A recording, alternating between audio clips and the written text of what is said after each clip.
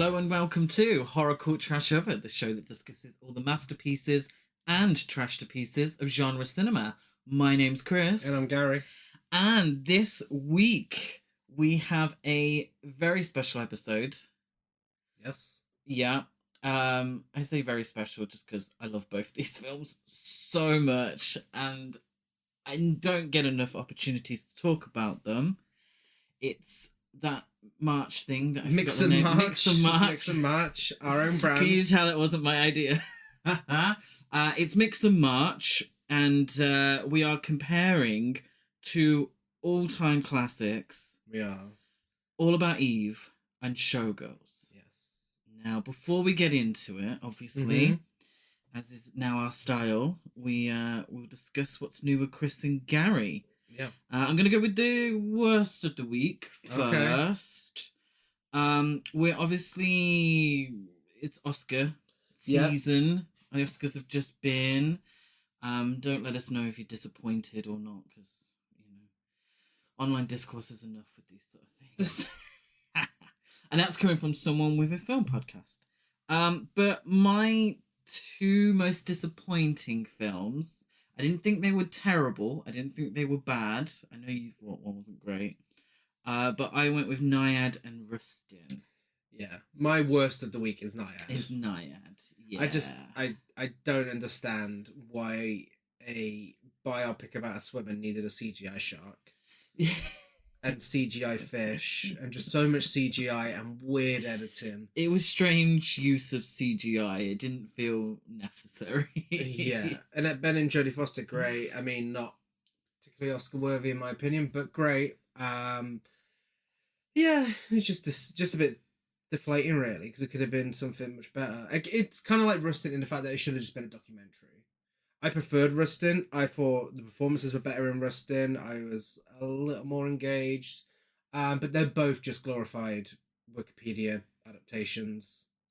Yeah, it seems to be something we get a lot recently over the last few years. I think Netflix is maybe the most guilty of this, is that we get biopics of these wonderful people that we're very interested in, but only really exist in order to get someone a nomination at the Academy Awards. Yeah. So someone like NYAD, yeah, great story, fantastic. But worthy of a whole film dedicated to it? I don't think. No. But it's obviously there to give Annette Bening a Oscar nomination, which it did. And then obviously Jodie Foster got hers for Best Supporting Actress too. And they were never going to win, but it's nice for Netflix to get their little... We've got how many Oscar nominations? Yeah. And it's Rustin as well. Rustin again was Netflix. Very interesting story. But it all just feels like a paint by numbers, isn't this a great performance sort of thing. Yeah. A little disappointing. But one thing that did deserve its nominations was Maestro, which isn't the best of the week, but it's an honourable mention. Yeah, it's been mixed. But I think compared to the other two Netflix biopics that have been nominated at the Oscars, it was very good. Yeah. I thought Carey Mulligan was fantastic. Yeah. Yeah, no, she absolutely carried that film on her back. Bradley Cooper was very good as well. I like his style of filmmaking. I'm looking forward to his next desperate Oscar plea. He might get one soon. Because they're always really good. Love the Star Is Born. So yeah. But best of the week, I'm sure we both have the same answer, is Perfect Days. Perfect Days. Wim Wenders' Perfect Days. Yeah, Wim Wenders. So this was nominated at the Oscars as well. So we were doing a little catch up, but this one's just come out in the cinemas here in the UK. But this was the entry for Best Foreign Language picture for Japan. Wim Wenders is, I believe, German, but he has a great love of Japan as a country and Japanese culture and cinema. So he filmed all of this in Japan with Japanese actors. and I thought it was fantastic. I thought it was beautiful. I thought it was perfectly slow burnish and delicate.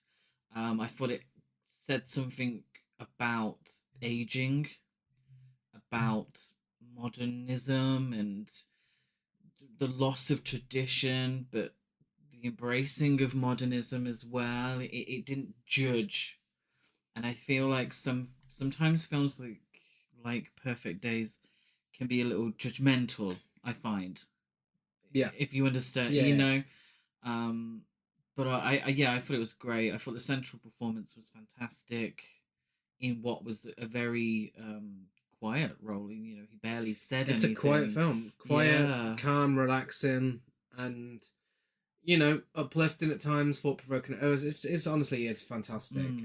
Really appreciate it. A miracle that you can make a film that essentially follows someone cleaning toilets for a good hour of its runtime interesting. So absolutely. Yeah, definitely be looking at some more of Wim Wenders' work further. Okay, try that again. Wim Wenders' work. Wow, that's a tongue tire. Looking at more of Wim Wenders' work soon enough. Yeah, absolutely. I think it's a travesty we haven't seen Paris, Texas. It's been on every list telling me of films that I need to see. So it's definitely high up there now. Speaking of Paris, Texas, is a film that I'm sure French people and people in Texas love. Okay. I don't know. Okay. I wanted a segue, but it didn't quite work. Let's a professional do it. Okay. So speaking of Oscar nominations and Oscar contenders, let's get into this week. Should we give our opinion on the Oscars? Do you think people want to hear that? Well, I did say I didn't want to hear anyone's, but you didn't say you didn't want to hear your own. What am I but a hypocrite? Of course. Shall we? Let's just do a quick fire. So, okay. Divine Joy Randolph, yes, fully deserved, well deserved, phenomenal role. Very glad she's an Oscar winner. Mm-hmm. Emma Stone, yes, phenomenal performance. Just as deserving as Lily Gladstone, in my opinion, but also just as deserving as Sandra Huller and Carey Mulligan. So, I hate to say this, but I think Annette Bening was the odd one out. Annette Bening was the odd one out. Yeah, and I love Annette Bening. Everyone else, I thought she should have won for American Beauty. Everyone else, kind of on the same level for me. Any of them could have won, and I'd have been happy. I wouldn't have been. I wouldn't have been disappointed if it was any of the others. Yeah. I was kind of team Sandra Huller, if I'm being honest. Yeah, I was hoping for a last minute twist. Yeah. Which is why best supporting actor, best lead actor, best picture, all disappointments for me. But there we go. It was a very predictable ceremony. This is the first time I have ever. Oh no, that's not true. I did once, but I was a bottle of tequila in. So I don't remember it very well. But this is the first time that me and Gary have stayed up to watch the ceremony. And it was very predictable. Yeah. And nothing really too exciting happened. I mean, the best screenplays, they surprised me. I was pleased to see American Fiction win, and absolutely Anatomy of a Fall. Yeah. I was hoping Anatomy of a Fall would take it. Yeah. But it was Oppenheimer. I kind of knew it was going to be. I didn't think Oppenheimer was a bad film, but it wasn't my favorite out of the selection. It was actually probably my least favorite out of the selection. Yeah. But that's not me saying it was a bad film. No. Zone of Interest, Best International Feature, fantastic. Oh, I was so pleased to see that. It was weird to see it as United Kingdom though. Yeah. It's an international feature, but I'm used to British films just being nominated for the Best Picture prize. I mean, my biggest highlights, obviously, apart from Messi clapping the dog, my biggest highlights were actually the costumes, set designs, sound design, and visual effects awards, because I didn't know what to expect from those. Who was going to get them? And I was so happy. I mean, the costumes and sets and makeup go into Poor Things, so well deserved. Yeah. One of the most beautiful looking films made in quite some time. Sound design, Zone of Interest, would not be the film it is without that sound design. Absolutely. It is so important to the film. And of course, Godzilla is the winner with visual effects. Oh, I was so happy. So satisfying. And of course, Boy and Heron as well. Yes. Yeah. So there are a lot of great winners. It was one of the best years for films of my 31 years of life. So yeah, it was exciting to watch. Shame we just got loads predictable towards the end, but it was fun. But at no point did I say, "Oh no, they didn't deserve that." Like, deserving of a prize it's all relative, because I would never turn. Well, I couldn't turn round, should I say, and tell you that any of the performances that won are bad performances, that any of the films that won are bad films, because it was such a good year for film. Was it my personal choice? No. Do I vote at the Academy Awards? Unfortunately not. So that's how that works. It's a good job you don't. Films like Showgirls will be getting Academy Awards. We'll discuss that. Speaking of, we're here today on a bit of a redemption. A little bit, yes. You may recall back in the early days of Horror Cult Trash Over, episode 2. Episode 2, yeah. We covered Showgirls. We did. Now, today we are discussing 2 films in an episode we like to call Ingénue, Better Work, Bitch. And let's just say Showgirls, we are revisiting it for a reason. Now, we've never revisited a film on here. Well, one that we've done a full episode on anyway. But we're back today. We're hoping it's not going to be repetitive.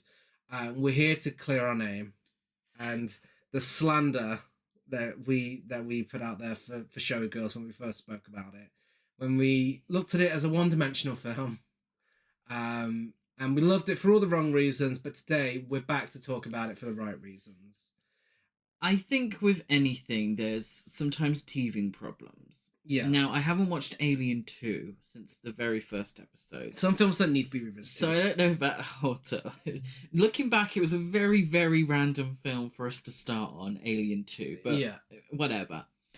But, you know, there's going to be teething problems. We're going to see how we fit together as podcast hosts as well as, you know, fiancés. Yeah. You know? So we definitely were way too harsh on Showgirls. Yeah. What Chris is trying to say is we've watched more Paul Verhoeven films since then and realised what he does. We got it. I feel like we get it now. We get it. I feel like we get it. We get it. I think the moment we watched Benedetta, I think that's when I was like, oh shit, Showgirls was on purpose. That's a gag. Starship Troopers, I think, sealed the deal for me. Yeah. I mean, RoboCop, I missed out on those satirical elements of RoboCop for so many years, but now it all makes sense. Oh, I love it even more. But yes, before we get to Showgirls, we have to talk about its glamorous twin sister. Oh, absolutely. The originator of that plot device of the Ingénue.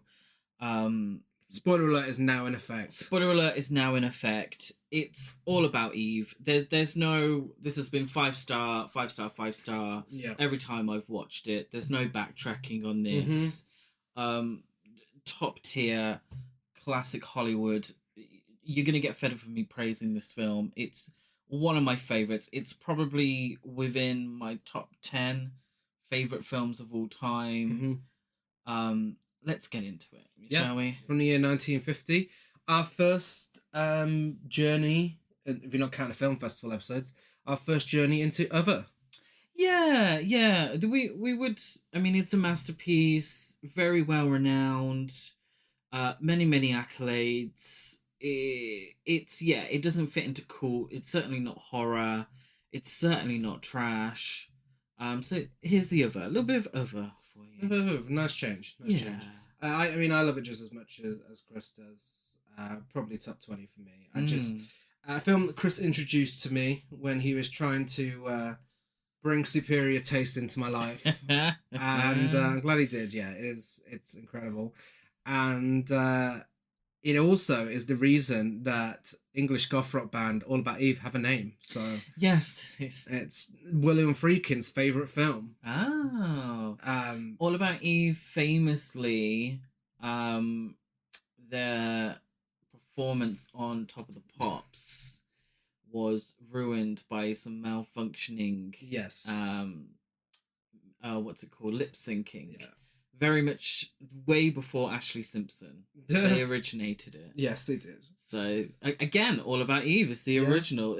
All About Eve is the it's the All About Eve to Showgirls is Ashley Simpson. Yes, that's very true. Except I don't think Ashley Simpson's on purpose. No.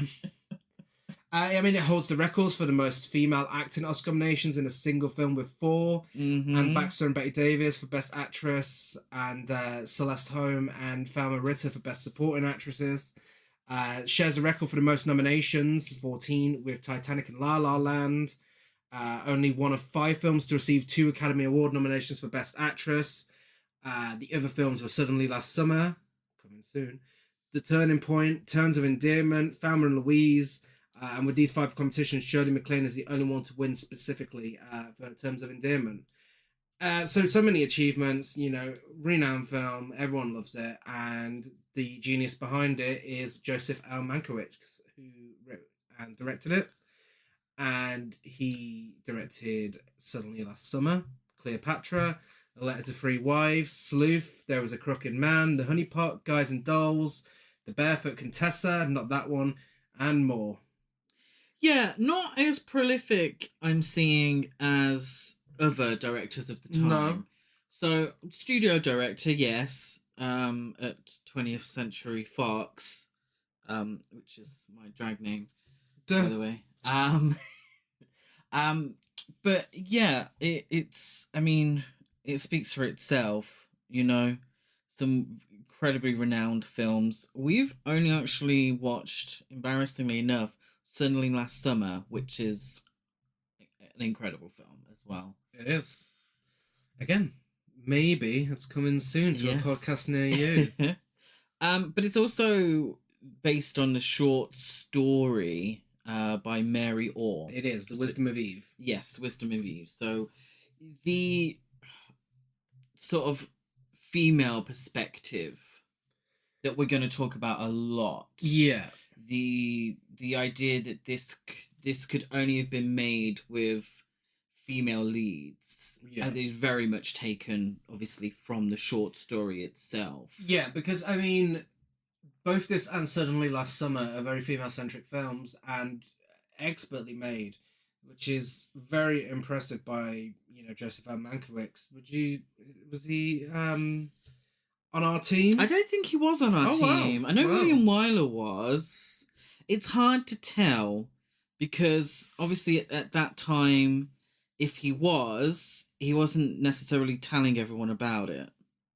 Yeah. But I'm not sure. Yeah, it's an interesting one because there is a high level of camp to All About Eve as well. And it does definitely feel like, it's from that perspective. Yeah. There's queerness and heightened femininity that we expect from gay directors. Yeah. Budget $1.4 million and it made $8.4 million at the box office. For those days, hit. Yeah. Smash, a smash. Yeah. Should we talk about who's in it? Yeah, in a section we like to call Hey, I Know You. Now, someone we definitely know, someone whose Hey, I Know You we've done within the last year. Many, many times. Is Betty Davis as Margot Channing, the star of Whatever Happened to Baby Jane, Dark Victory, Now Voyager, The Nanny, Hush Hush Sweet Charlotte, Death on the Nile, Burnt Offerings, and more. So, a little bit about Betty Davis in this film. Upon learning that he had cast Betty Davis, one of her former directors, Edmund Golding, rang up the director and warned him that she would grind him down into a fine powder.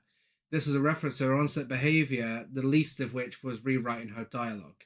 The warning proved to be unnecessary, however, since Davis knew better than to mess with Mankiewicz's finely tuned screenplay.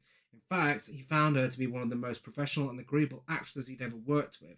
She admitted later on that his casting her in this film saved her career from oblivion after a series of unsuccessful films. She said in a 1983 interview, "He resurrected me from the dead." Betty Davis said in her autobiography, "I can't think of no project that from the outset was as rewarding from the first day to the last.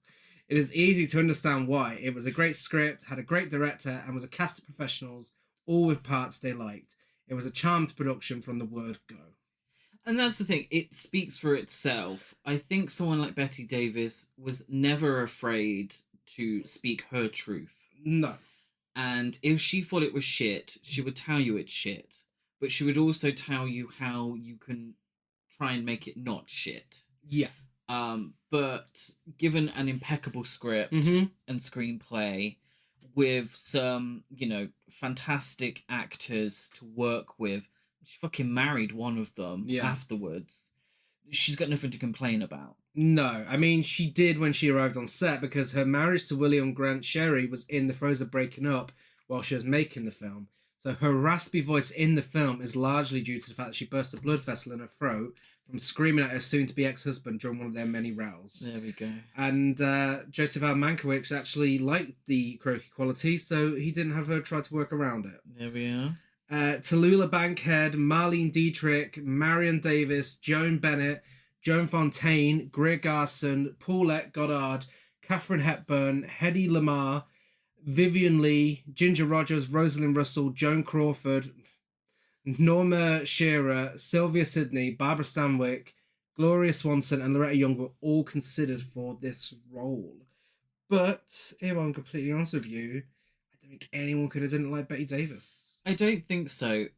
Apparently it was based on Tallulah Bankhead. So Tallulah Bankhead we know from Lifeboat, but she wasn't a particularly famous movie star. Wasn't she in a Hammer film as well? I really enjoyed. It wasn't a... Oh, it was Die Die My Darling, yeah. But she was never really known as a film star necessarily, but she was very famous on stage. So the character of Margot Channing was in some ways based on Tallulah Bankhead, which Tallulah Bankhead didn't like. No. You can imagine, the idea of... This was back at a time where actresses would have lied about their age. Yeah. So the idea that this 40-year-old actress would be based on Tallulah Bankhead, who was 25 for many, many years. Yes. I'm sure she wasn't particularly flattered. Really, she should have celebrated this film because it kind of raises awareness to the treatment of female actresses when they turn a certain age. I think it's very positive representation for that, in that it kind of highlights the issues they have to face. It does to a certain degree. I think it absolutely does that. Margaret Channing's is the protagonist. Yeah. Definitely. But by the end of the film, spoiler alert, obviously, Margaret Channing is happy just being a housewife. That's true. And that's I mean, it's true, and it's an honest depiction, which is why I haven't got anything against it. It's an honest depiction for that time. Yeah. And for her as a character. But that would be read as,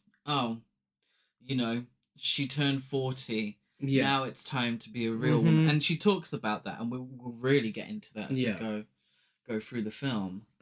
Anne Baxter plays Eve Harrington. She was in The Ten Commandments, The Magnificent Ambersons, The Razor's Edge, Batman, The Late Liz, Fool's Paradise, Ritual of Evil, The Love Boat, and more. Despite their characters' tense relationships on screen, her and Betty Davis got along very well during filming. The studio tried to play that all up during the filming, recalled Baxter, but I liked Betty very much. She'd come on the set and go sss at her because her name's the start of S. I can't do the Suspiria joke. But it was a joke between us. Davis liked Baxter too, which was quite a compliment as Davis reportedly didn't often like her female co-stars. She felt that Baxter did an excellent job with her part as Eve and publicly praised her for it and said the only bitch on that set was Celeste Holm. Yes. Do you have Celeste Holmes, Hey, I Know You. I do, yeah. Yes. So she plays Karen Richards, and she was in Gentleman's Agreement, High Society, Come to the Stable, Alchemy, Still Breathing, The Girl for Hire, Death Cruise, Bittersweet Love, and more. So Celeste Holmes, she won the Best Supporting Actress Oscar for Gentleman's Agreement.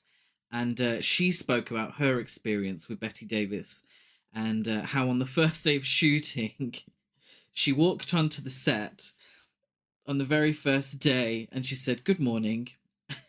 She says, "And do you know Bette Davis's reply?" She said, "Oh shit, good manners." I never spoke to her again, ever. Now, now I know we're meant to take Celeste Holmes' side on that one, but I can't deny that makes me love Bette Davis so much. Camp. But yeah, going back slightly, Anne Baxter is phenomenal here. Yeah, she is. Great transformation within a 2-hour runtime. It's incredible. There's some real accolades here, and if I remember correctly, I think Anne Baxter went on to win again she had won, I think, the Oscar for Best Supporting Actress for The Razor's Edge. So this is real top tier talent here, and we know that. Now Anne Baxter, we'll mention it now. Anne Baxter went for the Oscar for Best Lead Actress. Mm-hmm. So she was up against Bette Davis, and many suggest that they both lost because they split the vote, and it was potentially Bette Davis's time to win again. Yeah. What do you think? Now, we've watched all of them. Yeah, I fully believe Bette Davis should have took it. I would actually probably go with Gloria Swanson for Sunset Boulevard. Because Sunset Boulevard is in my top 5 favorite. I mean, what a fantastic year for film. Yeah, I mean, who was the leading Caged? Caged. Oh, I can't remember her name. Whoever she was great as well. She was great, but that was a woman in prison film. It's kind of a case of my least favorite performance actually won. Yeah. But yeah, and a lot of people said that. A lot of people said because it was Jennifer Holliday in Born Yesterday. Not Jennifer Holliday. Judy Holliday. Jennifer Holliday was Dreamgirls. Judy Holliday.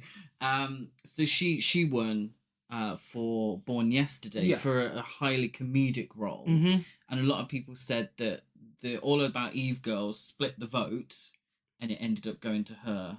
Yeah. Yeah, I mean, Gloria Swanson, again, fully deserving. It's definitely a case of the same as this year where I fully believe any of them could have taken it, apart from one, and I'd have been happy, but the one that didn't really deserve to take it. And Born Yesterday's a good film, but it's not on the same level as Cage, Sunset Boulevard, and All About Eve. It's not exactly a performance that has lasted through the year. A fine performance. Yeah. A real fine performance. And in any other year, I'd say yes. But I think this year, Anne Baxter, I think she gets left behind. But 3 of the all-time best performances by a lead actress, but it is what it is. I'm sure they didn't lose too much sleep over it. No. Bette Davis probably did. She would send anything together. I think because of her friendship with Anne Baxter, I think she was okay. Yeah. I think she saved that for whatever happened to Baby Jane. Yeah. George Sanders plays Addison DeWitt. He was in Rebecca, The Picture of Dorian Gray, Manhunt, The Village of the Damned, Psychomania, Doomwatch, Endless Night, The Best House in London, and more. And now this, again, is an all-time best performance. Yeah. Fantastic. Yeah. I think George Sanders is brilliant in this film. So good. Yeah. No, it's just a great performance. Now, he was married to, if I remember correctly, Zsa Zsa Gabor at the time, who you may remember from Nightmare on Elm Street 3. Yes. Who gives a fuck what you think? I do. I do remember. There's a little bit of trivia regarding Zsa Zsa Gabor. Yes. But first, I have to tell you, Marilyn Monroe was in this. Yes. First time on the podcast, Marilyn Monroe as Miss Caswell, star of, everyone should know, but star of Some Like It Hot, The 7-Year Itch, Gentlemen Prefer Blondes, How to Marry a Millionaire, The Misfits, Let's Make Love, Bus Stop, and more. Zsa Zsa Gabor kept arriving on set because she was jealous of her husband George Sanders in his scenes with the young blonde ingenue Marilyn Monroe. And Angela Lansbury and Zsa Zsa Gabor herself were considered for the role of Miss Caswell. Oh. Very early career role for Marilyn Monroe. Yes. Yeah, and she doesn't get much to do. She's... Oh, I don't know. The spark is there. We'll the talk spark about is there, it, but the spark is there. Yeah. Almost a scene stealer, I feel. And I'm obviously, as an iconic of a woman she was, you know, her image and her acting, her talent. Yeah. Maybe we are drawn to her because we know it's her. Because we know who it is, yeah. But the spark was there, definitely. And finally, I have Gary Merrill, who plays Bill Sampson, and he was in Where the Sidewalk Ends, Catacombs, Mysterious Island, Thieves, Huckleberry Finn, MRC Mail, The Power, The Incident, Clambake, Around the World Under the Sea, and more. And he also fell in love with Betty Davis during the shoot of the film, and they married in July 1950, a few weeks after the film was completed. Lovely. And they adopted a baby girl who they named Margot. And Montgomery Clift, Robert Cummins, Glenn Ford, William Holden, Edmund O'Brien, Zachary Scott, and Robert Young were all considered for this role. I think he does a good job, actually. Not the most famous actor afterwards. I think in a film like this, the women definitely take the lead. Yeah. But he does a good job. He wasn't nominated. He wasn't, I don't think. No. Oh, should we talk about our feature presentation? Yes.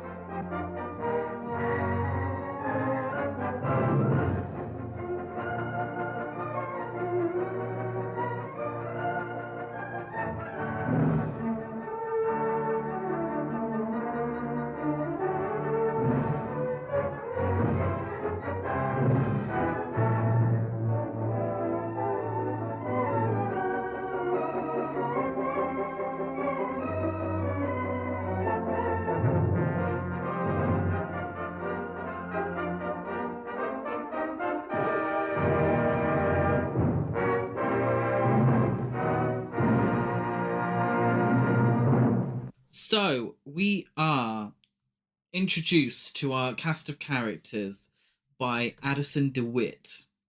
And he's at a rather pompous award ceremony where actress Eve Harrington is to be awarded the Sarah Siddons Award for Distinguished Achievement. Now, this isn't at the time wasn't actually a real award, but then it became afterwards. Oh, okay. So it was inspired, and many actresses and actors afterwards have won the award. Yeah. It seems I think, don't quote me on it, but I think the gays took it and ran with it. Yeah. But yeah, fantastic. Addison says, "My name is Addison DeWitt. My native habitat is the theatre. In it, I toil not. Neither do I spin. I am a critic and commentator. I am essential to the theatre." You're gay, then. Only a critic would believe that they are essential to the theatre. Addison is a camp old queen. He's a messy bitch who loves drama. George Sanders, like I said, plays him to perfection. Definitely queer coded. We'll get that throughout. But he speaks of the minor awards, as you can see, have already been presented. Minor awards are for such as the writer and director, since their function is merely to construct a tower so that the world can applaud a light which flashes on top of it, and no brighter light has ever dazzled the eye than Eve Harrington. Eve, but more of Eve later. All about Eve, in fact. We're also introduced to Broadway star Margot Channing. She's a superstar at the theatre. She nurses her drink with a look of disapproval stuck on her face like a mask. The iconic look.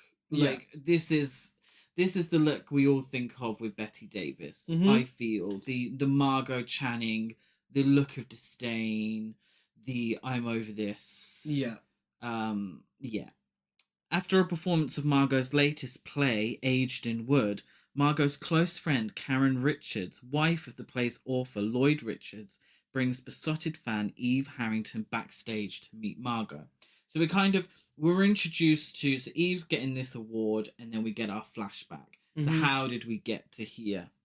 So we see Eve. She's waiting. She is. To meet Margot outside. She does it a lot. She's dressed in a rather drab beige trench coat and hat number. Yeah. Not fabulous at all. And Margot actually refers to her as the mousy one with the trench coat and the hat. The funny hat. The funny hat. Mousy, yes, but that face is stunning. And Baxter is a true beauty. It is beat. Yes. Margot isn't the most complimentary of the play, even in Lloyd's company. She says, "Lloyd, honey, be a playwright with guts. Write me one about a nice, normal woman who shoots her husband." Karen isn't amused at Margot's little joke. And I think the real Celeste Holm came out during that scene. I find that Margot, she uses humor as a defense mechanism. She is a tremendous talent with a very fragile ego. Yeah. And I think that's one of the main themes for her character, is this underlying fragility under a hard exterior. So in Margot's dressing room, Eve tells Karen, Lloyd, and Margot's maid, Birdie, that she followed Margot's last theatrical tour to New York City after seeing her perform in San Francisco. So Eve plays to Margot's ego. She's full of compliments and adoration. Betty Davis, I feel, was perfectly cast as Margot, because as with Davis, Margot isn't seen as a sex symbol, but as a real talent and wonderful actress. And that's Betty Davis's thing. She would tell anyone who would listen that, no, I wasn't a glamour girl. I was real talent. That was my thing. That's what I brought to the film, to the theatre, to the cinema. Unfortunately, this doesn't protect her from the looming horror of becoming a woman of a certain age. And the good, juicy roles drying up. Yeah. Because there's someone talented behind her who's drop dead gorgeous too. You know, she's got it all, perfect woman. So Eve tells an engrossing story of growing up poor in Wisconsin and losing her young husband Eddie in the South Pacific during World War II. It's very X Factor coded. Very X Factor coded. And we assume that this is the first of Eve's performances. Yes. Off stage, as well as on stage. So Margot, moved by Eve's story, takes her into her home as her assistant. Margot catches Eve taking a bow to an empty theatre while pretending to wear Margot's costume. Well, let's talk about that costume. Yes. For me, that is her cuntiest dress in the whole film. What, like the white with the things at the bottom? It's just, I think it's absolutely stunning. It's Southern Belle. Yeah. It's well, I suppose it's Gone with the Wind fabulous, isn't it? We don't know what the play's about. We have no idea what the play's about. Yeah, I mean, do we ever in films think about the fan? Never say never. What the fuck is Never Say Never about? It's true. It's about arts, not diamonds. Betty Davis would have been amazing in that role, by the way. But yeah, I don't know. For me, it was just gorgeous, absolutely stunning. Yeah, absolutely. And it was also given pink flamingos when she's trying the dress, putting the dress up against her and pretending she's her. Yeah, but she has a different who is it? The McStole, their assistant. Yeah. Very different energy. But I agree. Margot says, "Suddenly I've developed a big protective feeling for her, a lamb loose in our big stone jungle." You get the idea that Margot's been hardened by time, and that her journey through the theatre, we don't get her backstory necessarily, but we can assume, because she's a woman of a certain age and not seen as a real glamour purse, she struggled. Yeah. And she had to work hard, and she had to show everyone her talent. You know, and that's not to say Betty Davis isn't a beautiful woman, but it's a different kind, you know, that we see. I think also Margot feeling like she's reached a certain, obviously to us now 40s is nothing, but at the time you were way past your prime, and she may have been, you know, and she speaks about, you know, potentially wanting to have children, and Eve is very young, very naive. She has a brilliant sob story, real sad history. She could have been like a mother figure to Eve as well. So that sort of side of her comes out. And I like these moments because the film is famous, and Betty Davis is famous for her one-liners and her quips and her sharp wit and her sharp tongue. But she's a real person. She is, you know, we are meant to be sympathetic towards her. So Eve quickly manipulates her way into Margot's life, acting as both secretary and adoring fan. She places a long-distance phone call to Margot's boyfriend, Bill Sampson, when Margot forgets his birthday. Margot grows increasingly distrustful and bitter towards Eve, particularly after she neglects to tell Margot about this phone call, which embarrasses Margot. She also says that she Eve herself, had sent Bill some telegrams on behalf of Margot and for his birthday from herself. So she's also organised what is going to be an iconic birthday party for Bill for his homecoming / birthday. He's been in Hollywood, seeing if he can make it as a film director, as a film person. So we cut to the party, and at the party, with a few drinks inside her, Margot's true feelings towards Eve begin to show. Poor Bill gets the brunt of it, despite it being his party, and we get the maybe top 5 best lines in cinema history. Yeah. Fasten your seatbelts. It's gonna be a bumpy night. Yes. Iconic. Yeah, it really is. The delivery, it's just brilliant, brilliant. So Addison brings Miss Caswell, Marilyn Monroe, with him, and she's another young ingenue who recently graduated from the Copacabana School for Performing Arts. For performing arts.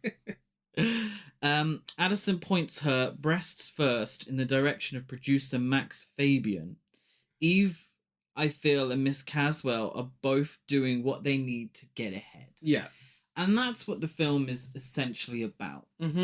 Playing to your strengths. Eve, beautiful young girl, we'll find out is a very accomplished actress as well, knows that it doesn't quite cut it. Yeah. And she needs to be sneaky. Yeah. Whereas someone like Miss Caswell, she understands fundamentally, and this isn't right. I don't think the film, and we're not saying this is the correct way, but it's just the way it was, and still is to a certain extent. She has to play to her strengths. Her strengths is she looks like Marilyn Monroe. Yeah. That's her strength. So she has to play that. Max Fabian, she describes him as a sad-looking bunny. But she knows that she has to get on his good side in order to get ahead. So Lloyd and Margot, they talk about her turning 40, something Margot hadn't quite decided whether to confess out loud to anyone just yet. So Lloyd tells her that her age doesn't matter. And it seems to be a recurring theme in the film, is that a lot of men tell Margot that her age doesn't matter.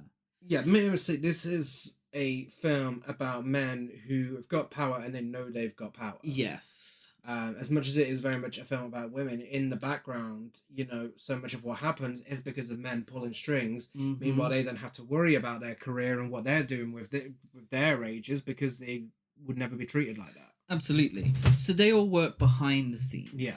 So it doesn't matter how they look. Yeah, they're handsome men. But someone like Max Fabian, who isn't a handsome man conventionally, it doesn't matter. it doesn't matter how old he is, because he has the money, he has the power in these situations. And the film is full of men telling Margot that her age doesn't matter. That's not true. Their age doesn't matter, but hers does. Yeah. And they might believe it. They might believe it when they tell her. But if they really looked into it, they would realize that it really does. Yeah. Because she's a woman. So she says that Bill's 32. He looks 32. He looked it 5 years ago. He'll look it 20 years from now. I hate men. And I think that exemplifies that for us. You know, Bill. I mean, you look at many actors. You know, Betty Davis. Her own career would go on to be playing hag roles. Yeah. You know, in horror films. Fundamentally, hags are hags because they're old women.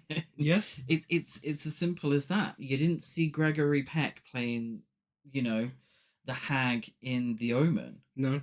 He had a nice, beautiful young wife in Lee Remick. Mm-hmm. You would never get that the other way around. No. You know, you had Betty Davis playing the hag in Burnt Offerings instead. Mm-hmm. So Karen, Bill, Addison, Eve, and Miss Caswell sit on the stairs discussing their status as theatre people. Addison DeWitt says, every now and then some elder statesman of the theatre or cinema assures the public that actors and actresses are just plain folk, ignoring the fact that their greatest attraction to the public is their complete lack of resemblance to normal human beings. So again, Margot can be 40, but she can't tell anyone she's 40. It's like Anastasia. Exactly. I mean, we all make fun of Anastasia, but you know, it's society as a whole that made her do it. If anyone knows the story of Anastasia lying about her age for many years. Margot's now completely bladdered. She enters the scene and acts like a complete bitch. Her nearest and dearest quickly tell her about herself, though. Karen saying, it's about time Margot realised that what's attractive on stage need not necessarily be attractive off. This is the scene where I think Marilyn Monroe really shines. She almost steals it. There's a joke about her, what's the joke about? Oh, Butler. Yeah. About her, well, I can't shout Butler, it might be someone's surname. And I just think there's a spark there, that comedic timing, that wonderful, you know, she really it's a very small role, but you can tell that something's there. Yeah, that's a glimpse of what's to come from her career. Yeah. I mean, very, not miles away, but still very different to what she would become in her acting style. Yeah, but she's playing the dumb blonde. Yeah. I mean, that was her shtick. There's a different energy, though. Yeah. There's definitely a different energy there. Yeah. Different voice. So, during the party, Margot had also asked Max Fabian to hire Eve at his office. But instead, Eve becomes Margot's understudy without Margot's knowledge. So, I think it's the next day, Margot is an hour and a half late for auditions, and Eve takes her place. Addison takes great pleasure in telling Margot that Eve was tremendous in her reading with Miss Caswell. Lloyd isn't best pleased with Margot's behaviour after this. She's very jealous, and she's not afraid to let anyone know that she's very jealous. And he says, you've been talking to that venomous fishwife, Addison DeWitt. Margot and Bill have a relationship-ending argument when Margot just can't get over her paranoia regarding Eve and worries regarding her age. Again, a wonderful scene. You know, Bette Davis did the catty one-liners like no one else, but she could give heart and emotion and real truth in a scene like this. It's perfection. The funny thing is, I mean, this is a plot that would lend itself to many horror films as well, many years later. Yeah. And this would definitely be her scene of telling everyone what's going on and not believing her and gaslighting her. But I mean, essentially, it's single white female. Yeah. Well, I mean, all about evil. Well, It's yeah. a horror Yeah. film. But it is, yeah, absolutely. So as Margot's irritation grows, Karen sympathizes with Eve. And hoping to humble Margot, Karen conspires for her to miss a performance so that Eve can perform. So they get stuck in a car that Karen has neglected to fill with gas, deliberately neglected. And Margot opens up to Karen, and Karen quite quickly feels rather guilty. Yeah. So Margot says, "Funny business, a woman's career. The things you drop on your way up the ladder so that you can move faster. You forget you'll need them again when you get back to being a woman. That's one career all females have in common, whether we like it or not, being a woman. Sooner or later, we've got to work at it, no matter how many other careers we've had or wanted. And in the last analysis, nothing's any good unless you can look up just before dinner or turn around in bed and there he is. Without that, you're not a woman. You're something with a French provincial office or a book full of clippings, but you're not a woman." Slow curtain, the end. Yeah. Phenomenal monologue. It's kind of makes you question. I mean, at the end, obviously, we think she's happy with where she settles and such, but that monologue kind of makes you think otherwise. Yeah, absolutely. No, I don't personally agree with that sentiment, but I feel like society in 1950 Absolutely. was absolutely about Yeah. that. That's absolutely. They're like, "Oh, look at this woman." And the problem is, and this is, well, it's not a problem, but this exemplifies how this film could not have been written with men in the leads. Because what you have is two women fighting for one position. Mm-hmm. Whereas men have never had to do that. No. Because there's room for everyone. Yeah. If you're a straight white man, let's be honest. Yeah. If you're a straight white man, there's room for you all. You can work behind the scenes. Mm-hmm. Oh, you'd never get a female director. You'd never get a female producer.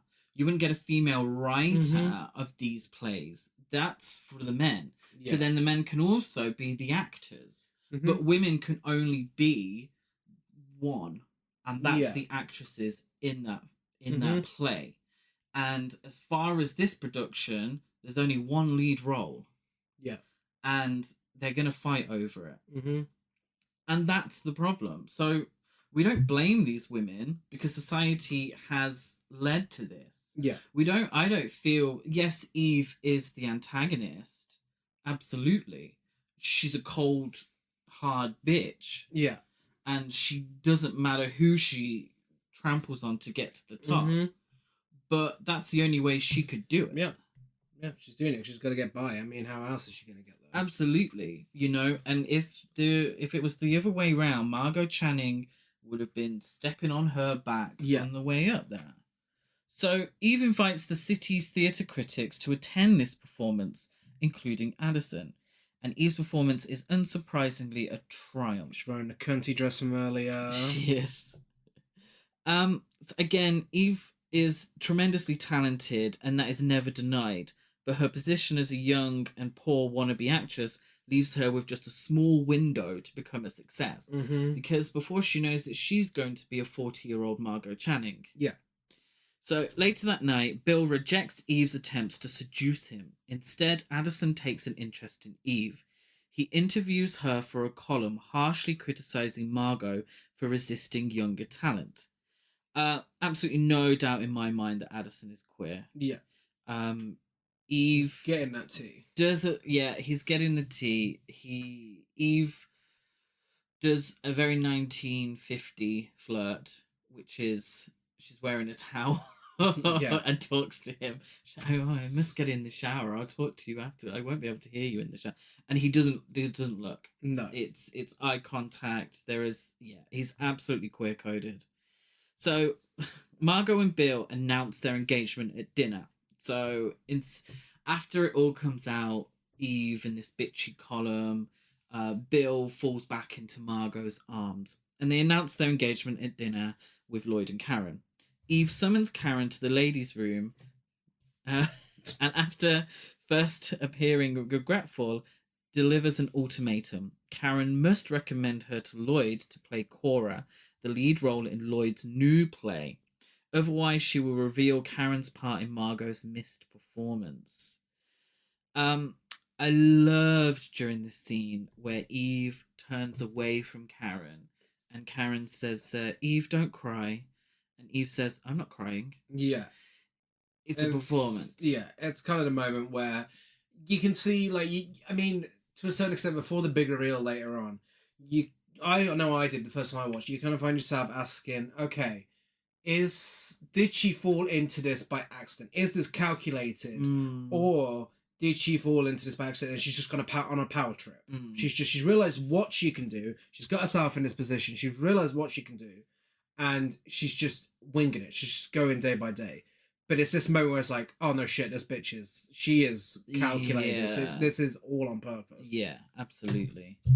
I also feel like, despite being well educated, Karen has never had to worry about a career like Eve and Margot have. And she struggles to fully comprehend Eve's aggressive ambitiousness. I think Karen is also a very interesting character because she refers to herself many times as an interesting. Yeah. She's the playwright's wife. She doesn't have. I think she came from a well-off family, married, Lloyd, who is very successful writer for the theatre. She's never really had to do anything. No. But in doing so, she's never really found herself. So she can't understand Margot's problem necessarily. No. And she definitely doesn't understand Eve. Karen says, a part in a play, you do all that just for a part in a play. And Eve says, I'd do much more for a part that good. High camp, by the way. I'm not doing any of this dialogue justice. It's high camp. So when Karen returns to the table, Margot surprisingly announces that she does not wish to play Cora, saying that she's too old for the role. She's sick of playing parts she's too old for just because she didn't have anything else to fill her evenings. Now, I am tempted to get, and to be like, oh, you can tell a man wrote this screenplay, but I think it's perfectly legitimate. Yeah, I think it's not like The Devil Wears Prada, where actually other decisions could have been made. This was probably the most realistic decision for her to make. Yeah, of course, and we don't want to judge anyone's decisions, really, in terms of that sort of, a woman should have a right to choose. Yeah. Everybody should have a right to choose whatever they do with their life, regardless. So if she's like, well, I've had my career, I've done a nice job, I would like to settle down now. I mean, props to you. So Eve is then obviously cast as Cora. And just before the new play's premiere in New Haven, Eve reveals her next plan to Addison, to marry Lloyd, who she claims loves her, so that he can write plays for her to star in. Karen has her suspicions, especially when Eve sets up with her neighbour a phone call that suggests Lloyd is a frequent visitor to Eve's apartment. Laugh out loud at Karen answering the phone in the middle of the night. And Lloyd waking up and he's on the other side of the room in another bed. Like, it just... Very 1950. I didn't think they were allowed to do it on TV, but I thought they were allowed to be in the same bed in a film, but apparently not. Karen, again, believes as a housewife she may not have as much to offer as Eve. Angered with Eve's audacity, Addison says he knows her backstory is entirely lies. This is the big twist. Her real name is Gertrude Slazinski.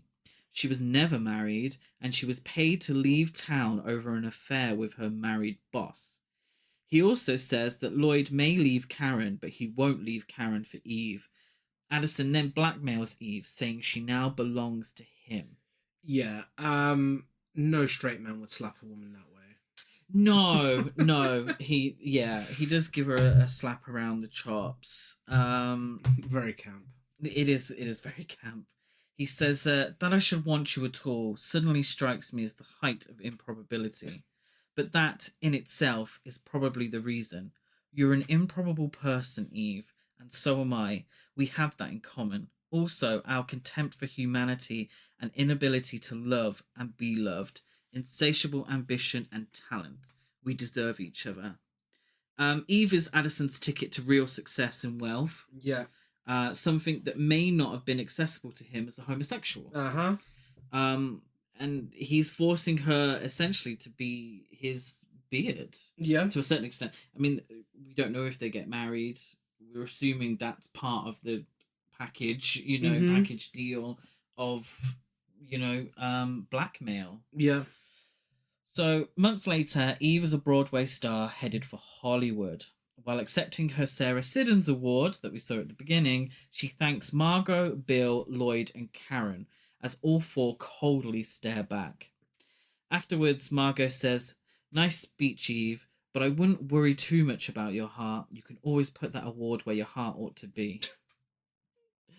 Eve skips the after party and returns home, where she encounters Phoebe, a teenage fan who slipped into her apartment and fell asleep. Phoebe professes her adoration and tries ingratiating herself with Eve, then begins packing her trunk. Eve invites her to stay over rather than take the long subway ride back to Brooklyn. While Eve is resting, Addison brings Eve's award to the door and is greeted by Phoebe, who admits she chose her own name. Addison realizes Phoebe will likely do to Eve what Eve has done to Margot. And when she is alone, Phoebe puts on Eve's elegant cloak and poses in front of a floor-length mirror, holding the award and bowing. And that's the end. Yeah. It's a vicious circle. Mm-hmm. And Margot was seen to be over at 40. Eve may be over a little sooner. Yeah. And because there's a teenager waiting to take her place. And Eve's fallen for it as well. She's not kicking her out. I think, yes. I think she's falling for it. But I think what she wanted wasn't all it was cracked up to be. And I think the success has taken its toll. Mm-hmm. And she's tired. Yeah. And I think with Margot, there was a moment where she kind of gave up. Mm-hmm. That if she wants this so badly, she can have it. Yeah. I'll go and do something else. Be a real woman, as she put it herself. So I think there's a little part of Eve who is just whatever. Just crack on. Yeah. I'm stuck with this gay guy hanging around the whole time, constantly in my ear, talking shit. Oh, wait, no, that's me. Oh, sorry. But, yeah, I think, again, like any wonderful film, it can be interpreted in so many ways. But, yeah, that's all about Eve. It is. That's all about Eve. An absolute masterpiece. Maybe one of the best scripts ever written. Oh, yeah, of that course. dialogue is, oh my god, perfection. So funny, so witty, so interesting.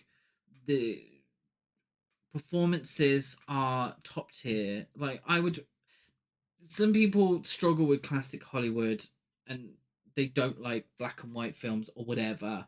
I mean, that's up to them. But I would say this is one of the films I would give to them and say, just give it a go.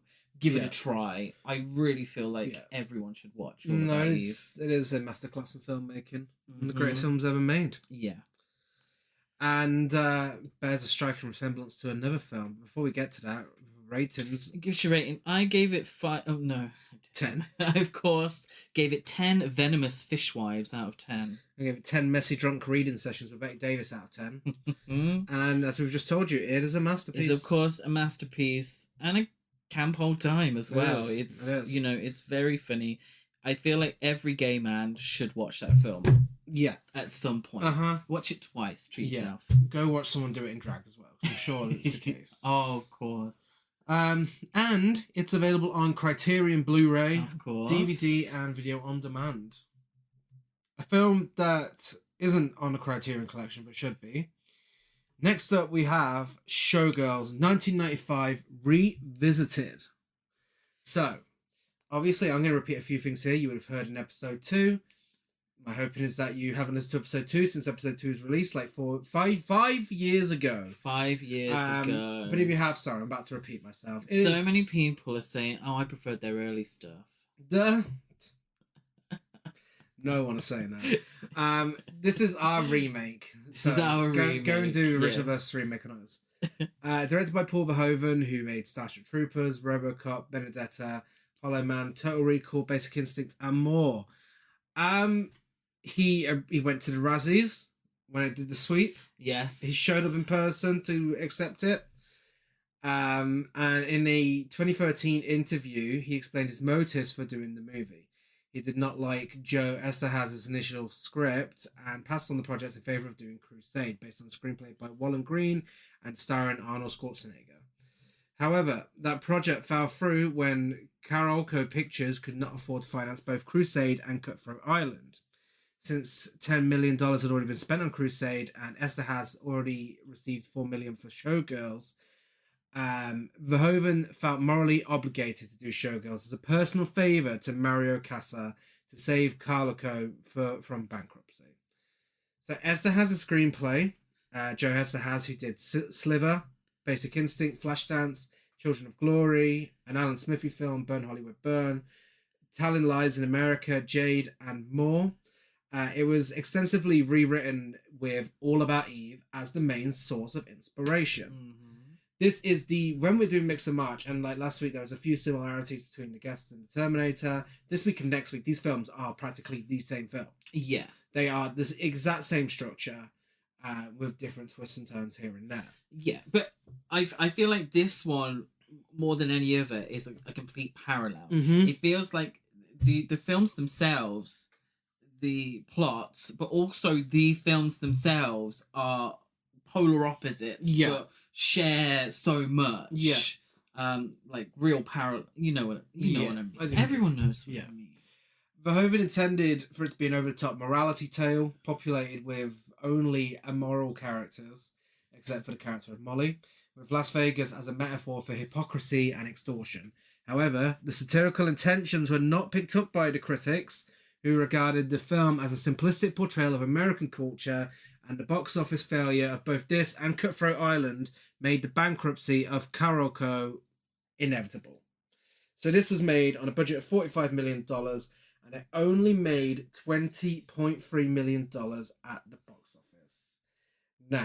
Now, as of 2022, I don't know how it is now, I'm assuming it's the same, it's the highest grossing NC-17 film of all time, even with that loss. Yes. Also the most expensive NC-17 ever made. Yes. And the only NC-17 film to be given a wide release.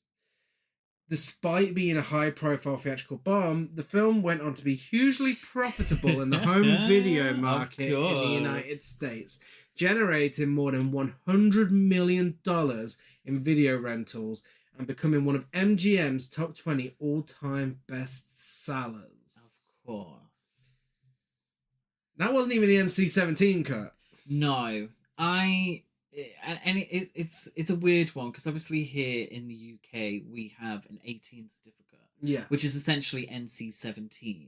Yeah. And that hasn't necessarily killed a film. No, but it could also be an R as well. You know, so it's weird. We haven't got that extra. No. There was R18. Okay. Now that was porn. I see. That was just porn. So that's a different thing to the R18. Yeah, as far as I know, this got an 18 here. It would have gotten an 18 here. Yeah. But in terms of America, it was the most profitable NC-17 film of all time. Mm-hmm. Yeah? At that point. But still didn't make a profit. Still was a box office bomb. So that tells me that the NC-17 rating was probably the main reason it did so badly. Mm-hmm.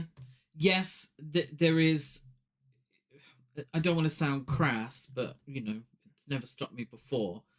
But obviously, renting a video of a very saucy film in the comfort of your own home, where your trousers may be by your ankles, let's put it that way, is obviously very different to if you're at the local AMC Theatre, and yeah. Nicole Kidman has just informed you about all the magic you're about to see. Hang on a second. Do you not remember when we saw Terminator Dark Fate and someone was getting wanked off on the back seat?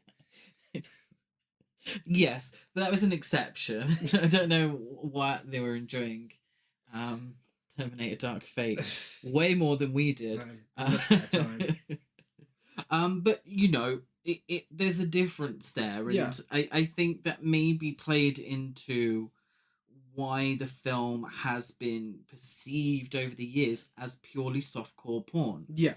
We watched the NC-17 version, and I really, we've said it many times on the podcast.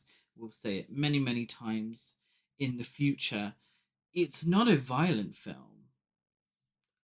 To the extent of something like Reservoir Dogs. No. Something like Reservoir Dogs. No. Which is why it makes previous one year's scene... Pulp Fiction. Yeah. But there is violence. Yeah. And specific kind of violence that we will talk about. Yeah. Trigger warning for sexual assault. Absolutely. Yes, we will discuss sexual assault later on. But it wasn't overly violent. No. What it was overly sexual. Yeah. And that, as we all know, is much worse than people getting their heads chopped off. Yeah, and so much so to the point it got banned in Ireland until 2002. I do get it. Nowadays, I think it's a lot more lenient. Yes. I think you can get away with a lot. I mean, we watched Alexander Skarsgård, I think it was, ejaculating on the big screen in Infinity Pool in a film that passed with no cuts whatsoever. You know, it's one of those. You can tell with time it's become so much more lenient. People are so much more susceptible to it now. It's fine. It's okay. And at the end of the day, you know, so much of the discrimination against this film, and I will call it discrimination because I think it's sex shaming. It's sex shaming. It's sex shaming. It's sex shaming. It's women owning their bodies and being powerful, and your films getting slapped with certain ratings because of an NC-17. You know, it's not porn. You don't see a dick going in a vagina in this film. It's not porn. No. You know, men. They decided it's porn. They decided it was made for them. And that this was sexualized for them specifically. Instead of just looking at it as a film, it's bizarre to me. I mean, I'm saying this as a homosexual man, and obviously this is not made for me. I don't think Paul Verhoeven made this in a way to exploit women. No. Not at all. I actually genuinely don't think it's a film that's meant to be sexy. No. It's now we look at it and we're very far removed from it. It's been almost 30 years. Yeah. So we can look at things in a different way. Mm-hmm. But I don't believe it was meant to be the kind of film that people got their jollies off. No. It was meant to be a very sort of sleazy look at how, and a lot of his films do this, how Paul Verhoeven perceived America. Yeah. Now, this is absolutely, and I think what helps with the understanding of this film is that it's a Paul Verhoeven film. Mm-hmm. It's not a Joe Eszterhas film. Yeah. Now, he wrote the script. Yeah. I get it. Yeah. And he probably wrote all the sleazy parts. Mm-hmm. But all the bits that make it a great film, that make it, that subverts, you know, the narrative and that is exactly the same as what Paul Verhoeven did with Basic Instinct. Yeah. So and I think it's telling that, you know, when Joe Eszterhas works with a great director, his films are perceived as much better. Yeah. This is the, I suppose, exception to that because, but obviously it's getting a renaissance. Yeah. Yeah, no, it has a massive cult following amongst the gays, and, you know, I feel like the gays appreciate it for how camp it is, but the reputation is this is one of the worst films ever made. Yes. This is, and that is what we told you on episode 2 of this podcast. We are here today to publicly apologise to Paul Verhoeven, to Elizabeth Berkley, to Gina Gershon, everyone involved, and tell you that this film is not a bad film. It's not bad. It's not. This was all deliberate. This is Watch Benedetta, watch Basic Instinct, watch Starship Troopers, then watch Showgirls, and you will realize what Paul Verhoeven does. And this is not a bad film. In fact, it's a work of genius. It is a work of genius. I love it. It is almost perfect. Yes. It is almost perfect. And when you get the joke, when you realize that everything is by design, you can have such a much better time here than if you thought it was a bad film. This isn't so bad it's good. Everything in here is by design, and it is hilarious because of that. It's almost like a parody of All About Eve. Like a triple X parody of All About Eve. Yeah. Amazing. So, and also, on top of that, it brings me so much joy to say the only time actresses complained they felt uncomfortable during this film was the scenes with the monkeys. Oh, yeah. Because they constantly said at their bare breasts. The actress didn't feel uncomfortable making this film. And that is so refreshing to say about a film that features so much nudity. Because, honestly, we haven't been able to say that a lot on this podcast. No, it's true. You know, and that's what makes it feel even more positive for me. And especially, it's very sex positive. And, you know, sex work are positive to a certain extent, but it also shows the struggles that sex workers have to go through, which is always, you know, an important thing to see. And the hypocrisy of certain sex work. Yeah. Oh, absolutely. Absolutely. Of how, not certain sex work, excuse me, but how certain people perceive. How they perceive certain levels of sex work and what we consider sex work and don't consider sex work. Yeah. It set an all-time Razzie Award record with 13 nominations, one or more in all 11 categories of the 1996 awards. It's 7 wins, tied with Battlefield Earth as the third most dishonored film in Razzie history. I Know Who Killed Me later held the dubious distinction with 8 wins, which itself was beaten by Jack and Jill with 10 wins. Again, I Know Who Killed Me, really not that bad. No. Razzies recently. Should we give our opinions on the Razzies? I don't have. We can't because we didn't watch any of the films, and I feel so good to say. Yes. And now I get it. So 6 separate people have requested we do Winnie the Pooh, Blood and Honey. Give us a fucking break. Let us have some good films for a while. Thank you. We'll be back with trash soon enough. We're doing found footage month next month. There you go. Congratulations. You'll get your trash back. There was some shit there. Winnie the Pooh, Blood and Honey. Well, somewhere down the line. Maybe. I do like getting requests. Just sometimes don't like fulfilling them. After this film bombed at the box office and swept the Razzies, MGM and UA attempted to remarket it as a midnight cult flick, like the Rocky Horror Picture Show. A new print ad with a leopard skin pattern background and prominently mentioned the film's 7 Razzie wins ran in several LA area newspapers, promoting midnight showings in West Hollywood in spring 1996. Clever though it was, the new marketing gimmick also failed at the time. However, since the film has indeed gained this new cult following, with fans showing up in Showgirls themed attire at screenings of the film, it's now that film. Yeah. It's now that film. And several influential filmmakers such as Quentin Tarantino, Jim Jarmusch, Jacques Rivette, have professed their appreciation of the film, and Joe Esterhaz and Paul Verhoeven both claim they frequently meet people who secretly admit that they loved the film. The critical re-evaluation of the film even inspired author Adam Naiman to write the novel It Doesn't Suck, in which he makes a case for the film being an actual masterpiece. A source once told Paul Verhoeven that there was someone who wasn't a fan, and that was Steven Spielberg.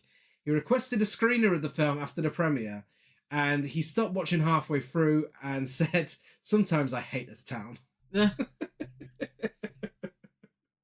Which is kind of the point of the film. That's the point. But not because of the film, but because of what the film's portraying. And it's authentic as well, because Paul Verhoeven and Joe Esterhaz did about 50 extensive interviews with real-life Las Vegas dancers, showgirls, producers, choreographers, casino owners, and they incorporated parts of their stories, characters, and use of language in the screenplay to show the amount of exploitation of dancers in Las Vegas. Some of them were interviewed by magazines after the film's premiere and completely reversed their stories, maintaining that the film did not depict their lives accurately. However, Verhoeven is quoted as saying that this is still the most realistic film made about contemporary America that he has ever made. Yeah, probably. Yeah. Well, yeah. Should we talk about who's in it? Yes, in a section we like to call "Hey, I Know You." The icon is Elizabeth Berkley, is Naomi Malone, and Pollyann Costello, and Goddess. Yes. She, of course, and it's really weird for me now that I've watched a lot more Saved by the Bell. I watch it flippantly on and off when I was a kid, but sitting down and properly watching episodes recently has made this a lot more weird for me. So she's star of Saved by the Bell, The First Wives Club, Curse of the Jade Scorpion, sadly S. Darko, Lucky Christmas, Molly and Gina, and more. This completely derailed her career. Dropped by her agent immediately after the film's released. And Paul Verhoeven has said Showgirls ruined her career in a major way, and it made his life more difficult, but not to the degree that it did with Elizabeth. No. Hollywood turned their backs on her. If someone has to be blamed, it should be me. It's still Paul Verhoeven's quote. Should be me, because I thought it was not me, not you. Paul Verhoeven, because I thought it'd be interesting for her to portray someone like that. I'd hoped the end of the film would explain why she acted that way when it's revealed she has convictions linked with drugs, but that too turned out to be a big mistake. I asked Elizabeth to do all of that, to be abrupt and to act in that way, but people have been attacking her for that ever since. I did consider that people would think she had a borderline personality disorder, but that was because her character had a history of drug abuse, so I tried to express that through her abruptness. And that's the thing, people go into this and they think, Elizabeth Berkley, oh, what a terrible actress, she did a terrible job. Hun, she didn't improvise it. It was all directed and written for her. Again, on purpose. Again, hilarious because of this. Yeah. But it isn't her fault. It isn't her fault. Well, I mean, technically... it's a great performance. This is the thing. Technically, it is her fault. Yeah. Because she was able to perform the way that Paul Verhoeven wanted her to. She was. And we told you it was a terrible performance in episode 2. We did. We're here today to tell you the complete opposite. Again, it's why it's so fucking funny. She was only paid $100,000 for playing the lead in the film. When a special VIP edition box set was released, she requested $2,500 to be interviewed, and they said no. That was for the DVD in 2004. I don't know if that's changed now. I really want that edition. It's so good. But this was her breaking away from the Saved by the Bell image.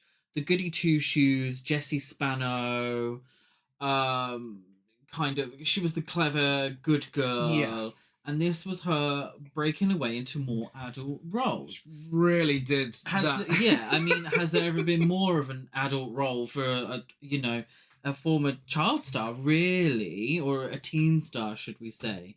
I think it stinks of misogyny. Oh, it absolutely does. Everything was put on her. Yeah. Everything. All of it. Her career was completely destroyed by it. Mm-hmm. Her reputation was completely destroyed. Yeah. She was shamed as a woman. She was shamed as an actress. It really, really... She got the Sharon Stone treatment. She got the Sharon Stone treatment. It's very fitting because obviously we just spoke about All About Eve, a film about women of a certain age being an actress and being discriminated.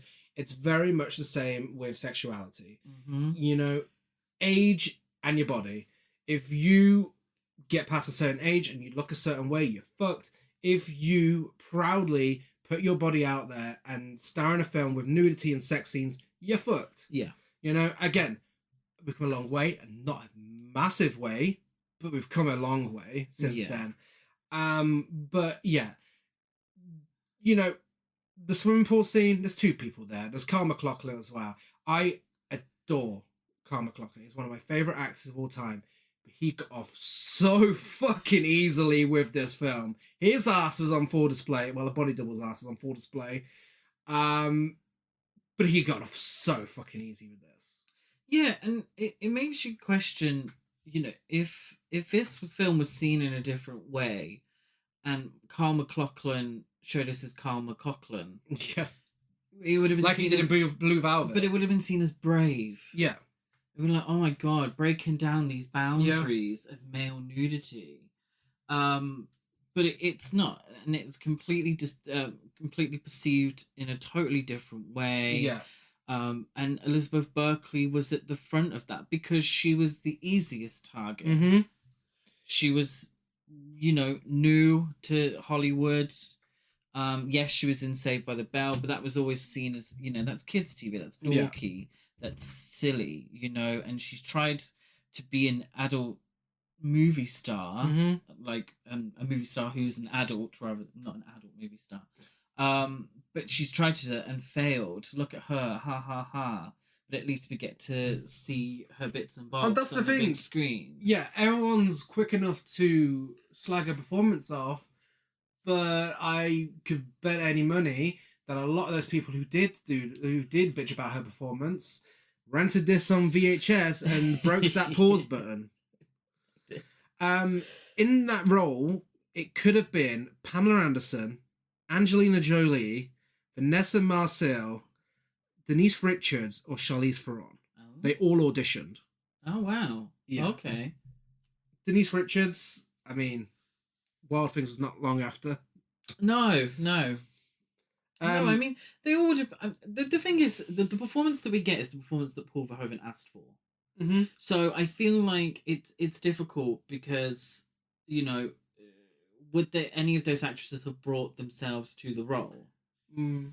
Do you know what I mean? Yeah. It's one of those kind of situations where even Paul Verhoeven has taken full responsibility for it. Because, it's Saved by the Bell. It's not, Masterpiece Theatre or anything like that.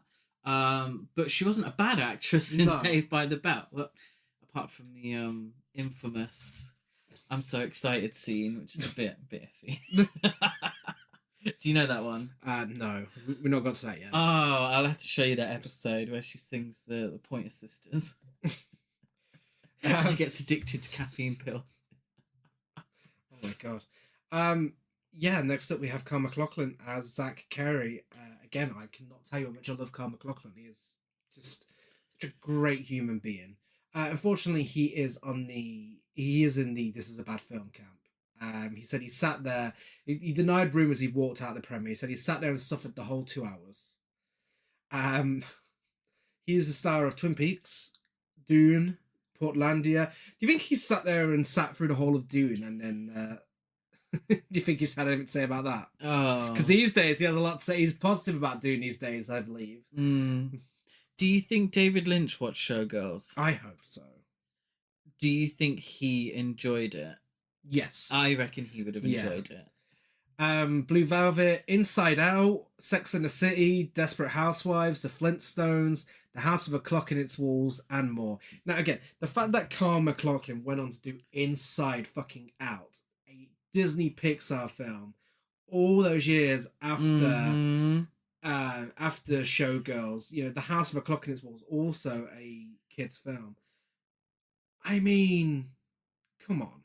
But his career didn't suffer at all. It didn't. And he did the Flintstones around the same fucking time. The Flintstones was the year before. Yeah, which I'm sure that was panned. Yeah.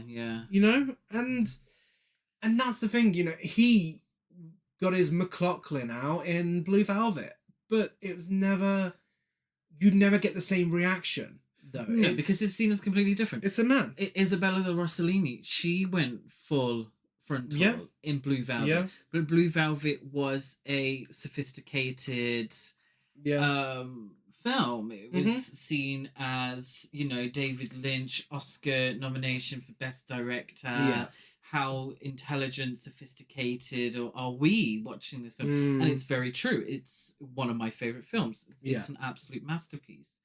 But it tells a similar story to Showgirls about the sinister side underneath the surface of America. And it just does it in a different way. Yeah. Obviously, it's a little more subtle in its sexuality than Showgirls. Yeah. But, that doesn't make it any better. It's still telling a similar story. Gina Gershon plays Crystal Connors. Yes. Now, here's someone who didn't give a fuck what they said about her because she went on to star in Bound. Yeah, but Bound, fantastic film. Yeah. Podcast film. Really recommend. Love that film. But it's a cult film, isn't it? I still think Gina Gershon, I don't think she got the brunt of it. No. But I don't think it helped her career. No, but I think it was easier with Elizabeth Berkley because of Saved by the Bell. Gina Gershon didn't have anything like that to come off. No, but I think Gina Gershon, she had, probably been in some slightly more adult films. Yeah, so star of Face Off, Killer Joe, P.S. I Love You, Thanksgiving, Ugly Betty, Blockers, Pretty in Pink, LOL, previous podcast film, LOL, Demon Lover, Touch, The Player, Voodoo Dawn, and more. And this role originally was going to go to Madonna with Drew Barrymore playing Naomi Malone. Oh. That combination specifically was the original choice. Okay. The name card Gay takes off the mirror when she shows Naomi to her table in the dressing room even says Drew. But Barrymore turned the film down because she was uncomfortable with the amount of nudity involved. Yeah. She probably would have got the same sort of treatment. But then she did Poison Ivy. She did, yeah. So I suppose maybe she was perceived in a different way beforehand. I think what plays massively into it is the fact that Elizabeth Berkley was from Saved by the Bell. Yeah. It was, Gina Gershon was seen an older actress who had, I feel had been in more adult-orientated films, so she wasn't seen as a little Miss Goody Two-Shoes. No. Glenn Plummer plays James Smith. He's in Strange Days, Speed, The Day After Tomorrow, Saw 2, Snake Eyes, Who's That Girl, Gifted, Menace to Society, Replica, Elementary, and more. He is hilarious in this film. He is. I want that James Smith's private dance flyer in this film. Oh, yeah, that looks so good. So stupid.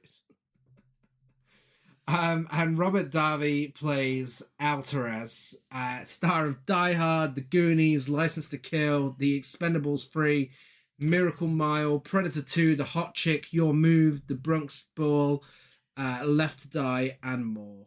Again, someone who's also hilarious in this film. One of his line deliveries is one of the funniest things I've ever seen. Yeah. One specific. Yeah, oh god, yeah. Sorry, absolutely. Was he in Showgirls 2? No, he wasn't. I would like to just talk to you about Rena Raphael, who played Penny. Penny from Heaven. Penny from Heaven, yes.